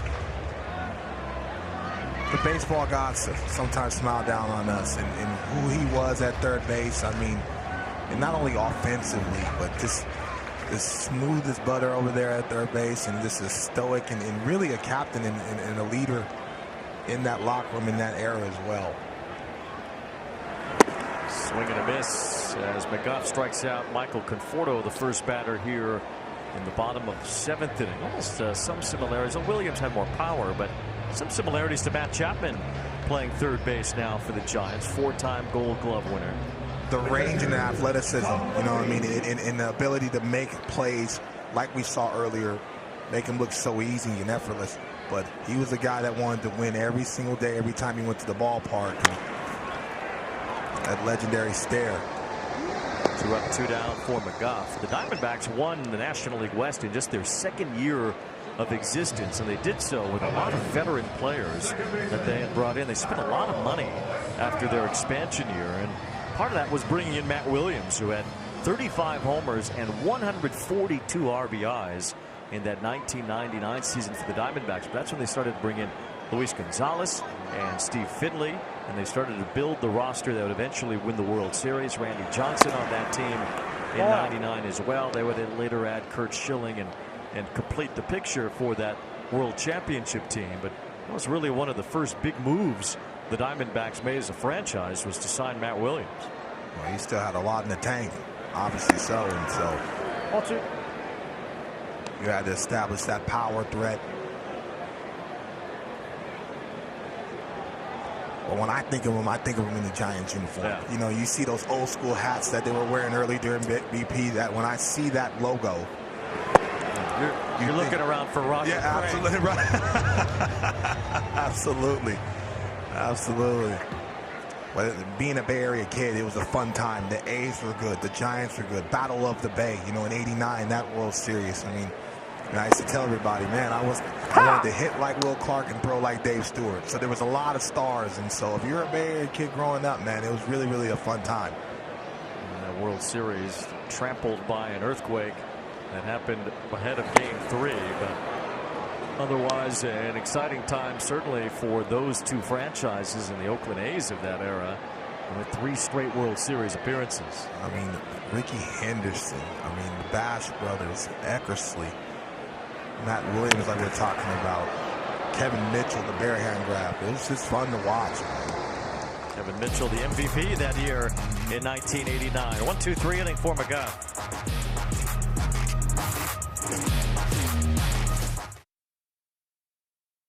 MLB, happy tastes good.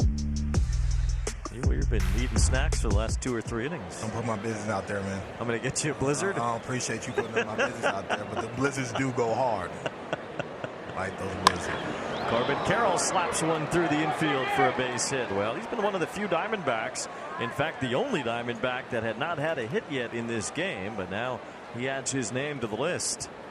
You get this young man going, especially how well Marte is playing at the top of the order. It is scary hours for the Diamondbacks lineup.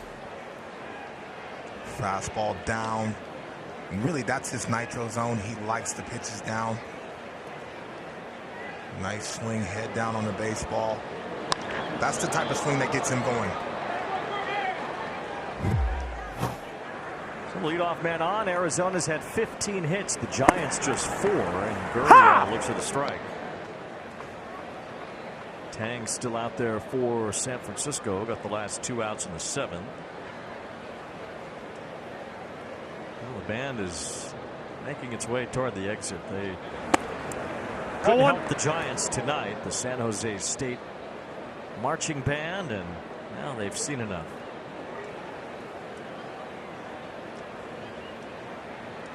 You know, when you take on the drums, you have to literally take them out.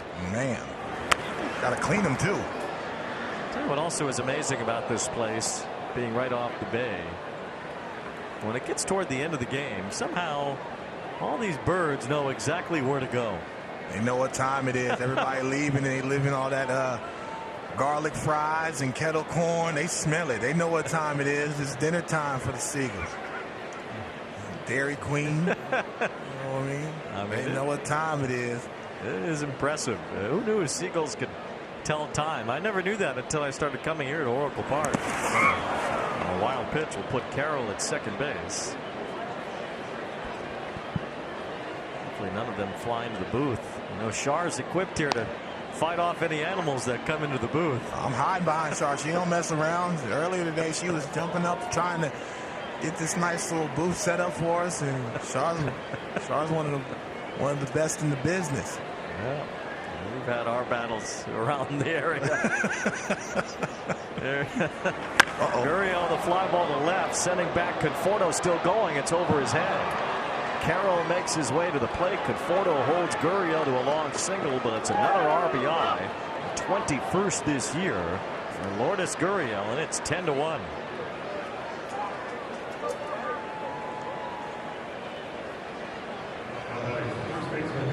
It's way too many counts, Wayne, where the hitter's the aggressor. They can single out either a zone or a pitch, and Gurriel gets a backed up slider that Tang is lucky that ball didn't land to the people. Single off the wall as Carroll comes home. Speed always comes to the ballpark. Hits another gear. Realizes that the throw went to second base. Scores another run. Jake McCarthy has entered the game. He will pinch run for Gurriel. McCarthy brings a lot of speed to the table. Won't need to use it here in a 9-run game as Walker looks at a strike. It's unfortunate for McCarthy. Arizona makes this great run to the World Series, and he hurt his oblique right at the beginning of October. Yeah, it's unfortunate. He's a big factor. Someone you can trust at the bottom of the lineup. And Alec Thomas on the IL right now. Thomas ended up having a pretty good postseason. Great outfielder. And he'll help Arizona's cause when he comes back. And Torey Lovullo saying too that the Diamondbacks miss Paul Sewald right now. Yeah, a little more depth in the bullpen, and he's a guy that's been in a lot of high leverage situations, and they brought him over here to be a de facto closer. But you talk about Alec Thomas. This is a young man that's went up and down, and all of a sudden he found it in the second half. Worked his tail off in AAA, and it showed in the postseason. 1 ball, 2 strikes on Christian Walker, who's had 2 hits tonight and 2 runs scored. He's driven in a run. Every player in the Diamondbacks order has had a hit and an RBI or a run scored. 10 runs, 16 hits, most runs scored for the Diamondbacks against the Giants in 5 years. 1 ball, 2 strikes on Walker. Take you back into the National League Championship Series. Craig Kimbrell serving one up. A splashdown in the pool at Chase Field. Alec Thomas with a big blast against Kimbrell as the upset-seeking Diamondbacks kept it going against the Phillies and eventually won games 6 and 7 at a raucous Citizens Bank Park. Silence them, and that's one of the most daunting places to play in Major League Baseball. And the Philly faithful was rocking and rolling, but the poised Diamondbacks went in there and stole a couple ball games from them, and it was a memorable series and a nice battle. Base hit number 17 for Arizona tonight, the 3rd for Walker, and 3 straight hits here in the 8th inning. Well, the Diamondbacks went on the road in one of the toughest atmospheres in October and took the final 2 games. And in Game 7, with Paul Sewald on the mound, Corbin Carroll squeezing the final out, the 2nd pennant in Arizona Diamondbacks history. They were rocking in the Valley. Weezy, everybody at my country club was asking for tickets. I said, I work for another team. I can't help you, but what an amazing run. Well, if you ask some people around the Diamondbacks organization, they'll kind of whisper to you that their ballpark, Chase Field, was every bit as loud, if not louder, than Citizens Bank Park in the throes of those postseason games. And Diamondback fans really got into this team last year, and they're ready to follow them through this season as well. Once again, the attention has returned to this organization in terms of the sports fans in the Phoenix area. Very important, especially for just sports in general in the Valley. But this is a team that they're fun. You know, they're athletic, they run, you know, they can hit for power, and they have personalities on the team. You know what I mean? It's not a boring group, and so Suarez only adds to that. He has 3 runs scored tonight. He's been on base with 2 walks and a single. Ball 3 from Kai-Wei Tang.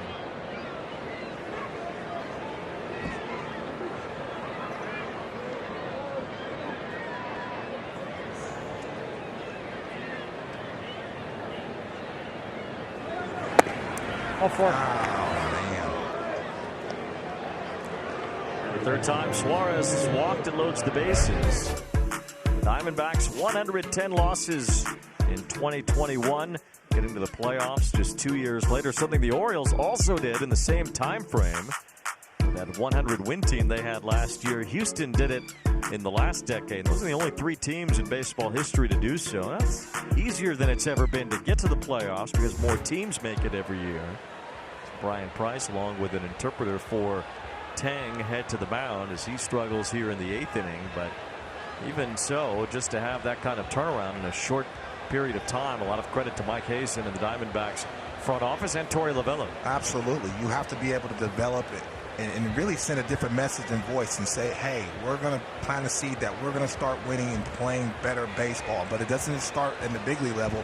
It starts to be in the minor league levels to teach them what is the real way, what's the Diamondback way to be successful. And so credit to the whole organization. A friend of mine, Josh Barfield, who was the farm director for them the last couple of years, assistant GM for the White Sox now, he was a big part of this, developing those young guys to be able to come up and be impactful as well. And so that's how you do it the right way. The Dodgers do it with analytics, but they also teach the game the right way. The Houston Astros, the Tampa Bay Rays of the world. It's not a secret when you look at these teams that are successful in the big leagues and have a ton of prospects as well. Kaiwei Tang has allowed 4 straight base runners to begin the 8th inning. Pavin Smith is pinch hitting for Grichuk. And he hits a bouncing ball. Flores with a diving stop from his knees gets the out at second. Return throw to first, not in time. It's an RBI for Smith to make it 11-1. But a good job by Flores as he gets dirty in a 10-run game to save another run from scoring.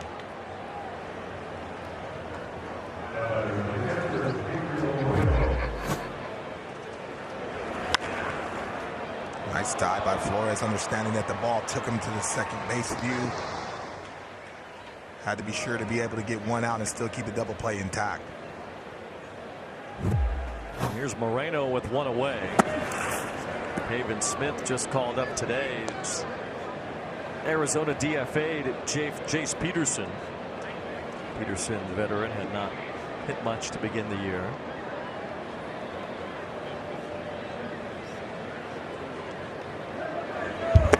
More touching moments in the World Series last year involving Jace Peterson when the Diamondbacks had a big lead in Game 2, and Tommy Pham gave up his at bat so that Peterson, who has been in the game for a while, could have a World Series at bat to his name. It was one tremendous gesture from Tommy Pham. Pure class, and again, you're building a relationship with guys in the locker room, and he says, hey, man, I'm going to give myself up because you deserve to have this moment. And, it's something that Jace, no one can take away from him. Hard to believe Tommy Pham didn't sign a major league contract. Finally just picked up a minor league deal with the White Sox this week. 3 balls and a strike on Moreno.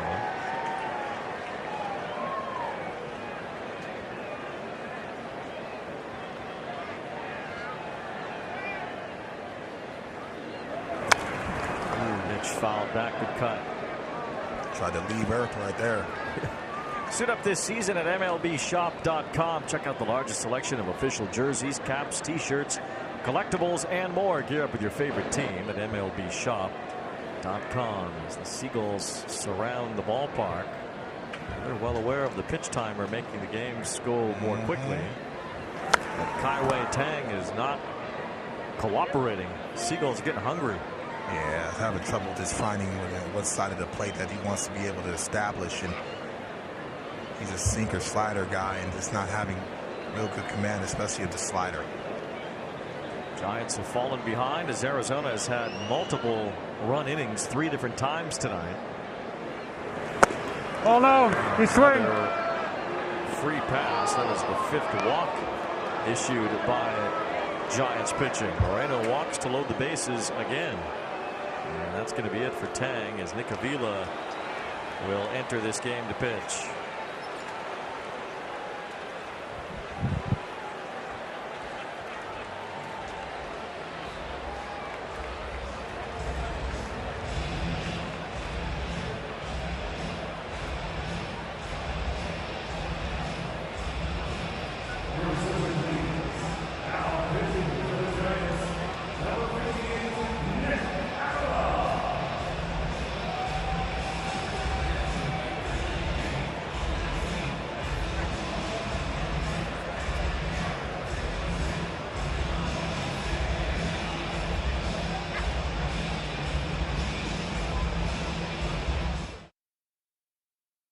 Game. To learn more, including how to find a league near you, go to playball.org and follow @playball on X, Facebook, and Instagram. It is a wonderful night here in San Francisco. It just hasn't been one for the home team. The Giants have been knocked over by the Diamondbacks tonight. It's 11-1. Nick Avila misses with ball 1 to the number 8 batter for Arizona, Blaze Alexander, has had 2 doubles tonight. The Diamondbacks have hit 6 as a team. And that's 17 hits total in this game. Good cut there by Alexander. Well, Arizona hasn't hit much lately with runners in scoring position. As you see the numbers so far on Avila. Over the last 4 games, the Diamondbacks were just 5 for 38 with runners in scoring position, but tonight they're 7 for 17. Well, Marte was at the top of that. He really set the tone early and often to be able to barrel baseballs and just say, hey, we're good, man, especially how talented this lineup is. And sooner or later in this ballpark, you just knew they were going to be able to break out, and they did, top to bottom.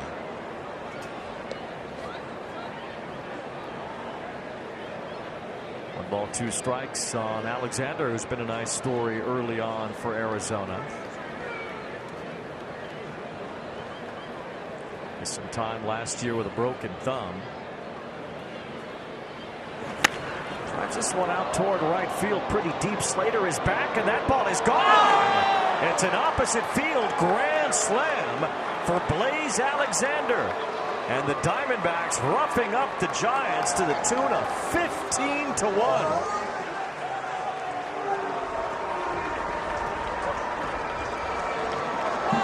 You know what? His at-bats have been quality all game long. And the Giants pitchers have been messing with fire with him, hitting slider after slider after slider to him. He almost hit a home run early in the ball game. It just bounced on the top of the bench. He said, all right, I'm going to lift a couple of weights during the ball game and muscle up and go Oppo Taco. It's his 3rd major league homer. It's his 1st grand slam. The Diamondbacks are happy for grand slams presented by Dairy Queen. As Blaze Alexander hits one to the opposite field in a place that is tough to hit home runs into right field, period, for anybody. With the short wall down the right field line, 309. That wall goes up so high that it's tough to get it over 24 feet high out there in right field. Yeah, what I tell you, a hanging breaking ball lands middle away, and really he just shortens up the swing and just wants to barrel this ball, but it just never wanted to come down. And Gurriel loving that with the Laker colored hair.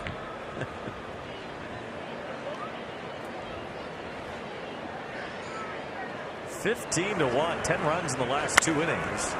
Kevin Newman floats one to right field.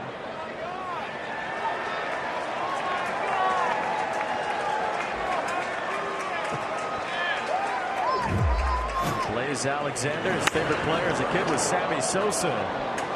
Sammy could do that. Sammy could do that. Sammy was a bad man, but Blaze showing love to the bullpen, said, I got y'all, man. Y'all put your feet up. And at the time when Sammy Sosa hit his first career grand slam, he had the all-time record for the most career homers without one. Well, Blaze Alexander didn't waste any time. Just his 3rd big league homer, he gets one. And really should have 2 today. But earned the right to be on this ball club. I mean, he's outstanding in spring training. He continues to give polish and clutch at bats, and could be another weapon for Torey Lovullo down the stretch. 5 runs charged to Kaiway Tang, 4 to Root, 5 to Snell, now 1 to Avila, just entered. It's been a rough go for the Giants pitching tonight. 15 runs, 18 hits.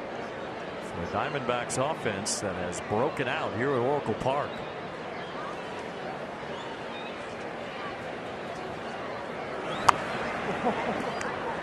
Diamondbacks scored 12 runs in a game earlier this week against the Cubs. You can tell Marte setting the table at the top with a 4-hit performance tonight. Yeah, he was great. I love how he was short to the baseball and he was squaring it up. You could obviously see the exit velos on that, but staying in the center of the field, not changing his approach. Marte hit a home run in the bottom of the 9th inning in that 12-11 win against the Cubs the other night. Diamondbacks also scored 16 runs on opening day when they beat the Rockies 16-1. They lead 15-1 tonight. Strike 3. I would agree. 15-1. Absolutely. 9 men bat in the top of the 8th inning, including Blaze Alexander, who cracks an opposite field grand slam And the Arizona Diamondbacks are knocking around the Giants tonight. It is 15-1.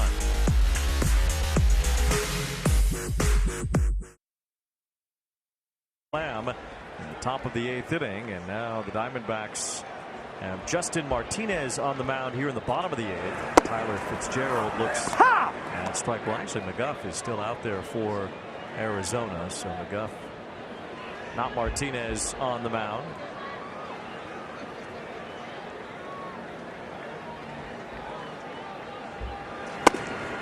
I got to be honest, Wayne. I don't think I've ever seen the G-men get beat up like this. Certainly is unusual.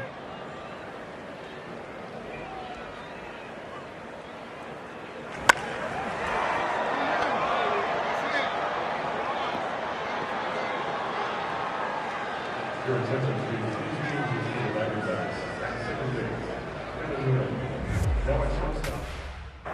And the biggest thing I'm taking from the conversations with Barry is just like being more balanced, getting 50-50 and getting away from being so heavy on my backside. I got a hitting lesson from Barry Bonds the last 2 days. Probably a good idea to listen to that. I would think so.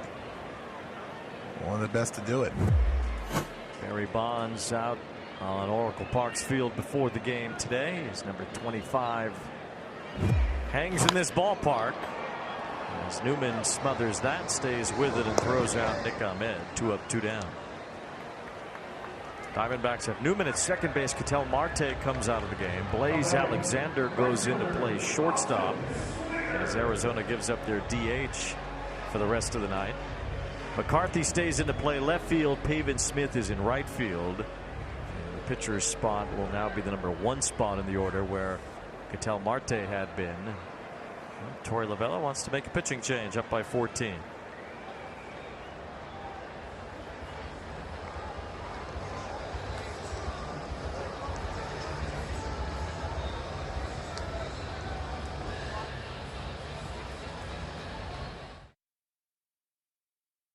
As he takes over here in the 8th inning.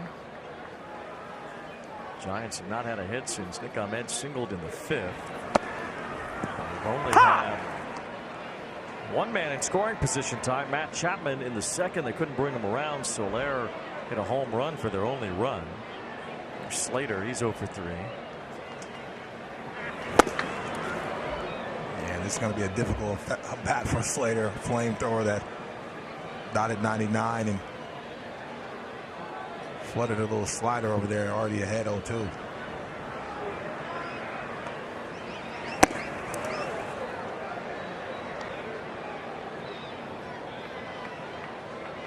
One other game in action right now. The Mets lead the Dodgers 8-4 as they play in the 9th inning at Dodger Stadium. Dodgers have hit a little snag of late. Martinez thought he had the corner there. Dan Merzel, the home plate umpire, normally has a pretty wide strike zone. Dan must like watching those seagulls. He must. Well, a bird watcher. Oh, you good? 90-mile-an-hour split finger. Man. Heidi must look like a scene from The Birds right now. I don't even know where she is. I hope she's okay. Running and screaming through Oracle Park. She's okay. Man. 3 balls and 2 strikes.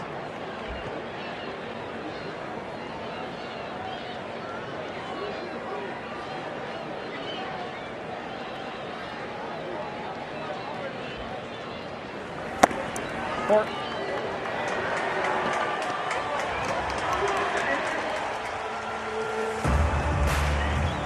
Major League Soccer reignites tomorrow with a full slate of action highlighted by Lionel Messi and Inter Miami CF taking on Nashville. St. Louis against Kansas City in a playoff rematch, and the historic Sounders Whitecaps rivalry.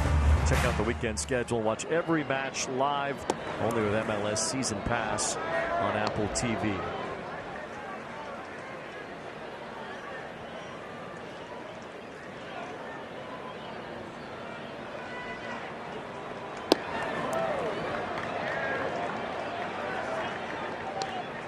Martinez having little trouble commanding that strike zone, especially with that blazing fastball. Moreno telling him just to relax, see it out in front.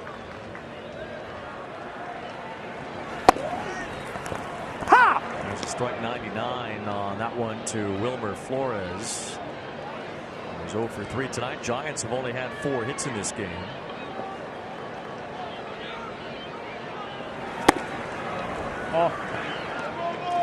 Martinez can be wild. That's probably why he's the one out here right now to try to find the strike zone.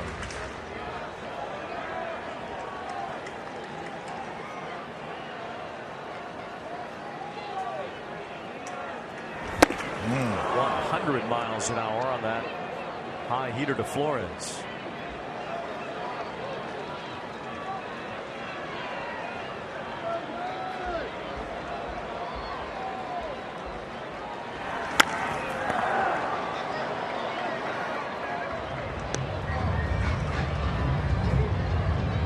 Martinez's arm action is really deceptive, along with that velocity, man. It's short, and that baseball just comes out in a hurry.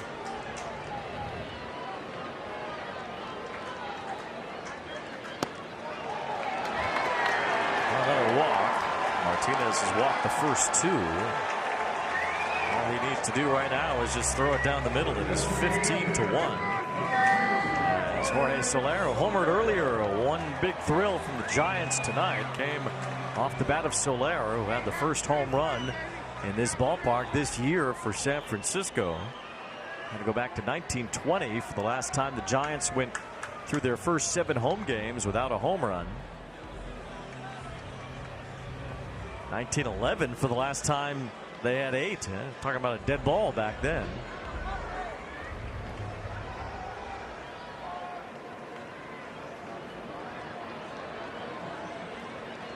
Martinez, who has been wild in his short big league time. Oh, wow. Moreno couldn't believe that. Dan Merzel getting paid by the pitch here tonight. Yeah, Dan must have gave up on that. That ball's down, but you also have that feel of the ball game as well. 101, but nowhere near. 2 balls, no strikes on Soler. You don't want to pitch, do you?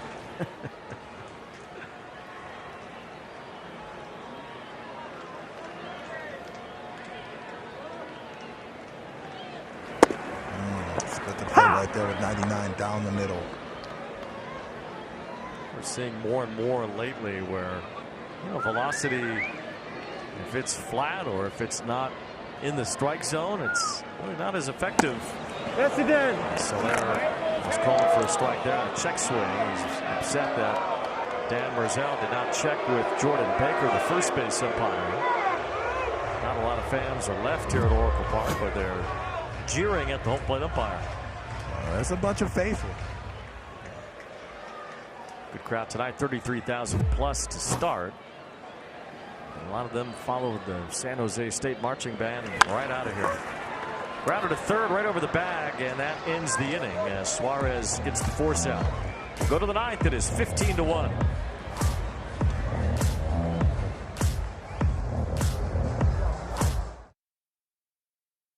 League. The Mets leading the Dodgers tonight at Dodger Stadium on the day that they unveiled their City Connect jerseys, which they will debut next Saturday in New York. But Travis d'Arnaud with a 3-homer, 6 RBI game for the Braves against the Rangers tonight, and Justin Verlander winning in his return to the Astros. Tyler Fitzgerald, the new pitcher, coming in from center field to toss the ball toward home plate here in the top of the 9th.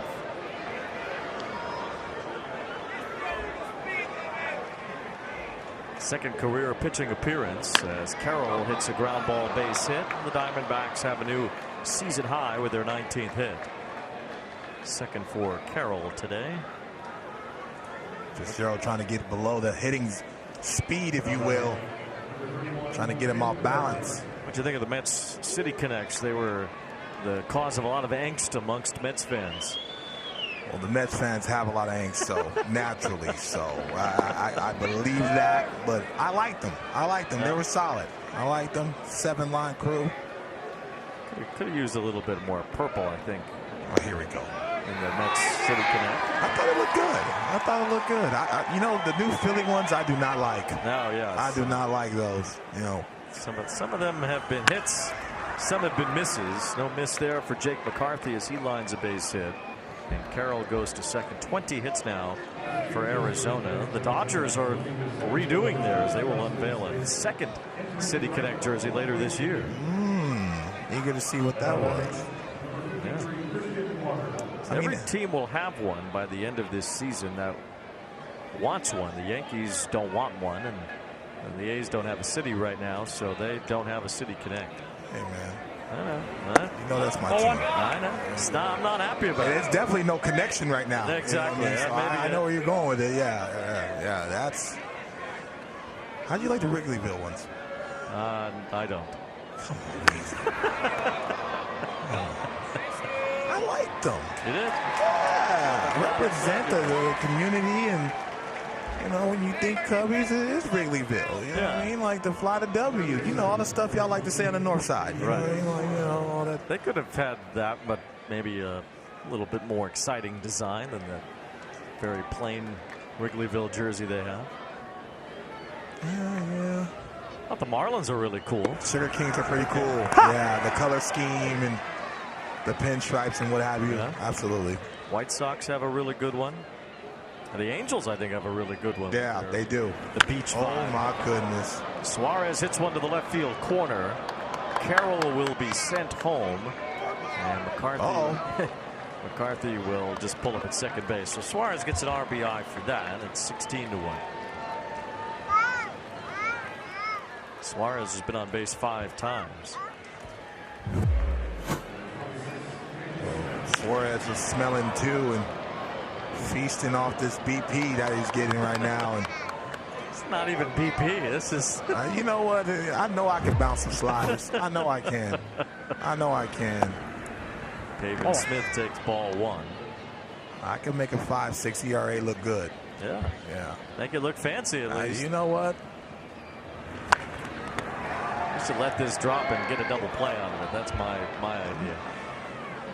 Easy counsel again. Strikes again. Listen to you. Infield fly rule was in effect as the batter's out. 2 outs. Even the Seagulls like, man, if y'all don't hurry up, this is past everyone's bedtime. I remember asking Joe Panic once, the former Giants second baseman. I played with Joe. Yeah. Why don't you guys let the ball drop more often on these pop-ups just to see if it causes some chaos?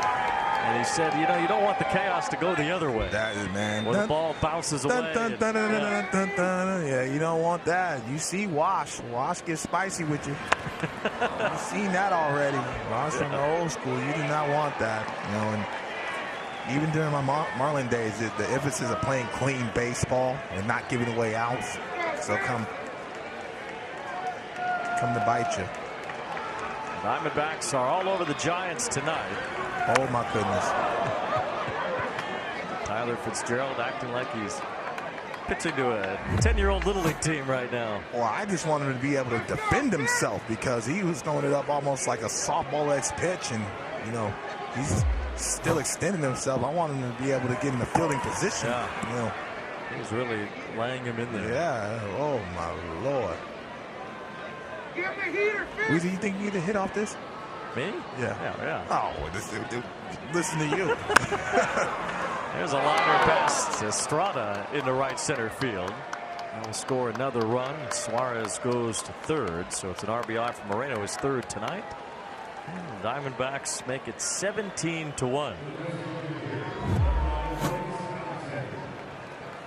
Yeah, Moreno staying back and almost lifting his back leg like a softball player.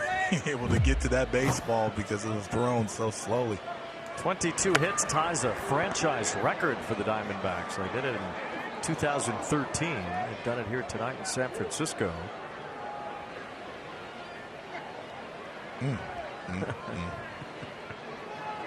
That's a tough go. Yeah, it is. Fitzgerald might need a day off tomorrow. And I'm demanding one. You know, you want to see me. He's throwing 19. 2 ice bags, one for the elbow and the shoulder. Good pitch. Give it to him. What are we doing? You got to call foul that one. Come on. And Blaze Alexander's had 3 extra base hits and 5 RBIs tonight. Got the benefit of that call.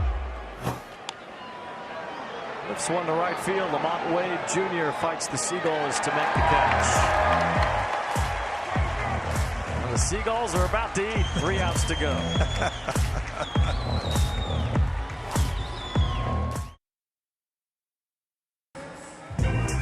Tonight's odds brought to you by BetMGM. The pregame predictions from Xavier Scruggs. 2 out of 3 ain't bad. But really an over last week. Yeah, he was over the last couple weeks. I got to text my man. To be honest with you, because nobody's counting. But well, he got Montgomery's strikeouts right. Barely. Let's see. I like spicy Wheezy. Montgomery had 6 innings to get some strikeouts. Only ended up with 3, but he was otherwise extremely good tonight. I thought he was outstanding.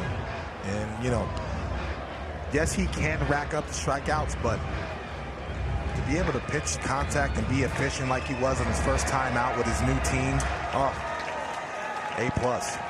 We'll hear from Montgomery in a little bit. He's going to be with Heidi once the Diamondbacks record these final 3 outs.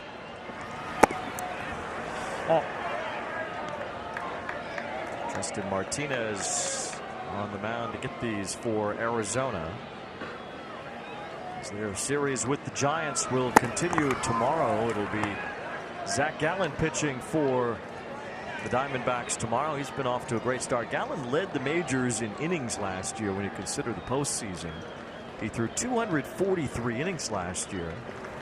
He's 3-0 to begin this year with a 1.64 ERA. He's a horse, and it doesn't get any easier for the G-men tomorrow. They had a tough matchup against Montgomery, and then they faced their ace in Gallen, who's a guy that also can rack up the strikeouts and pitch to both sides of the plate. So they're going to have to figure out to be able to muscle up and really answer back, especially after the beating they took tonight. Allen against Kyle Harrison tomorrow, and then Sunday Jordan Hicks, who's thrown the ball nicely for the Giants, will face Merrill Kelly. Ball 4 to Matt Chapman. Martinez has walked 3 since entering this blowout game. Yeah, he's able to get ahead, but he's not able to finish. And I think they try to keep getting to that split finger that he just doesn't have command of thus far. Allows the hitter back into the count, and then loses them at the end. Here's Michael Conforto. Takes ball 1. Conforto, a former New York Met who has been with the Giants now for the last 2 seasons. We'll see the Mets next week against the St. Louis Cardinals in New York.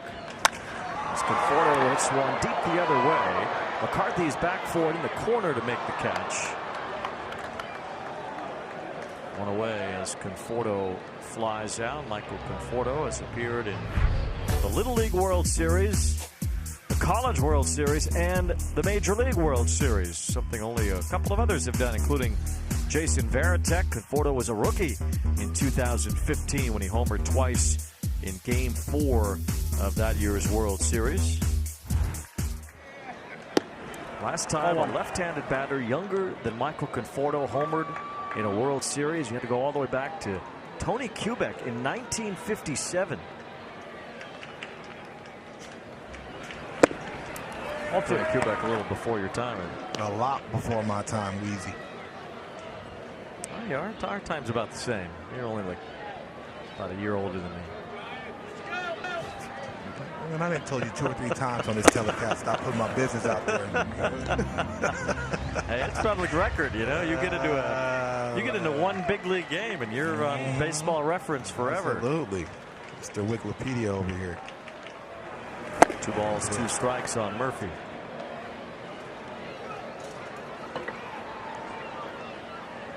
Oh, so you're around the same age when you saw your Cubbies lose in 2003, huh? Yeah, well, I was a little younger than you. Bang, bang. Oh, my main man, Weezy.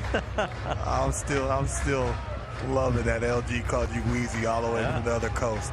Oh, nice little souvenir for the young lady. Very cool. Murphy strikes out on a high fastball, 98 miles an hour from Martinez. 2 outs. We take you back to the 2015 World Series Game 4. As Michael Conforto delighted the crowd at Citi Field. The Mets were trying to tie up that series at 2. They had a lead late that they couldn't hang on to, but Conforto had a big night. Just the second Met to have a 2-homer game in a World Series. Long throw, but it is in time, and the Arizona Diamondbacks all over the Giants tonight, 17-1, as the Diamondbacks put an assault on Giants pitching. Yeah, they were absolutely outstanding from start to finish. Tel Marte was absolutely phenomenal, throwing up every single baseball, but the whole lineup, I thought they had a great game plan, and they made the Giants pitching staff work all night long. And Jordan Montgomery, to me, was the star of this show. He was efficient. He was down. He worked both sides of the plate. And for his first outing with this new ball club, man, it was an A+ outing. If he continues to stay healthy, man, watch out, because the Diamondbacks are going to be for real, especially at the top of that rotation. Most runs scored by the Diamondbacks in a game in 5 years. They tie the most hits they ever have in a game, and they knock off the Giants tonight. A 17-1 ball game. Arizona now 10-11 in the young season, and the Giants fall to 9-12 with this defeat at the hands of the team that surprised a lot of people last year. It made it all the way to the World Series. The Diamondbacks falling short of a World Championship last year behind the Texas Rangers, who won the World Series in 5 games against the Diamondbacks. Arizona still thinking about that World Series and how things may have been able to be a little bit different. You know, they had that really punishing loss in Game 1 where they gave it up late. Corey Seager had that homer in the bottom of the 9th inning off Seawald, and still some what-ifs for the Diamondbacks, who feel like they have some unfinished business. Well, Jordan Montgomery, plugs in that what-if, because it felt like they ran out of pitching, especially in the rotation. They had to bring some younger guys like Fulton, what have you, to try to go into, a tough contested ball game in the World Series. But again, this is a roster that can do a lot of damage. They're athletic. They can catch the ball, and obviously you see tonight they can hit the ball and spray it all over the field. And the Diamondbacks able to get a win for Jordan Montgomery in his Arizona debut. You know what? He had that working, and so, when you get into spring training, the first thing you want to have is feel of the baseball. Well, he had feel of the baseball because he was able to change eye level all day long, spin the breaking ball as soon as he felt like they were hunting his velocity, but he also trusted his defense, and so it was fun to watch. You're going to see more of that from Jordan Montgomery, especially how good they are. We are waiting Jordan Montgomery to join Heidi Watney down on the field as the Diamondbacks get this victory 17-1 tonight. Montgomery going 6 innings and allowing 1 run while striking out 3 in this one, as Montgomery makes his Diamondbacks debut a good one here tonight. 17-1 the final here in San Francisco, and we'll be back in just a moment.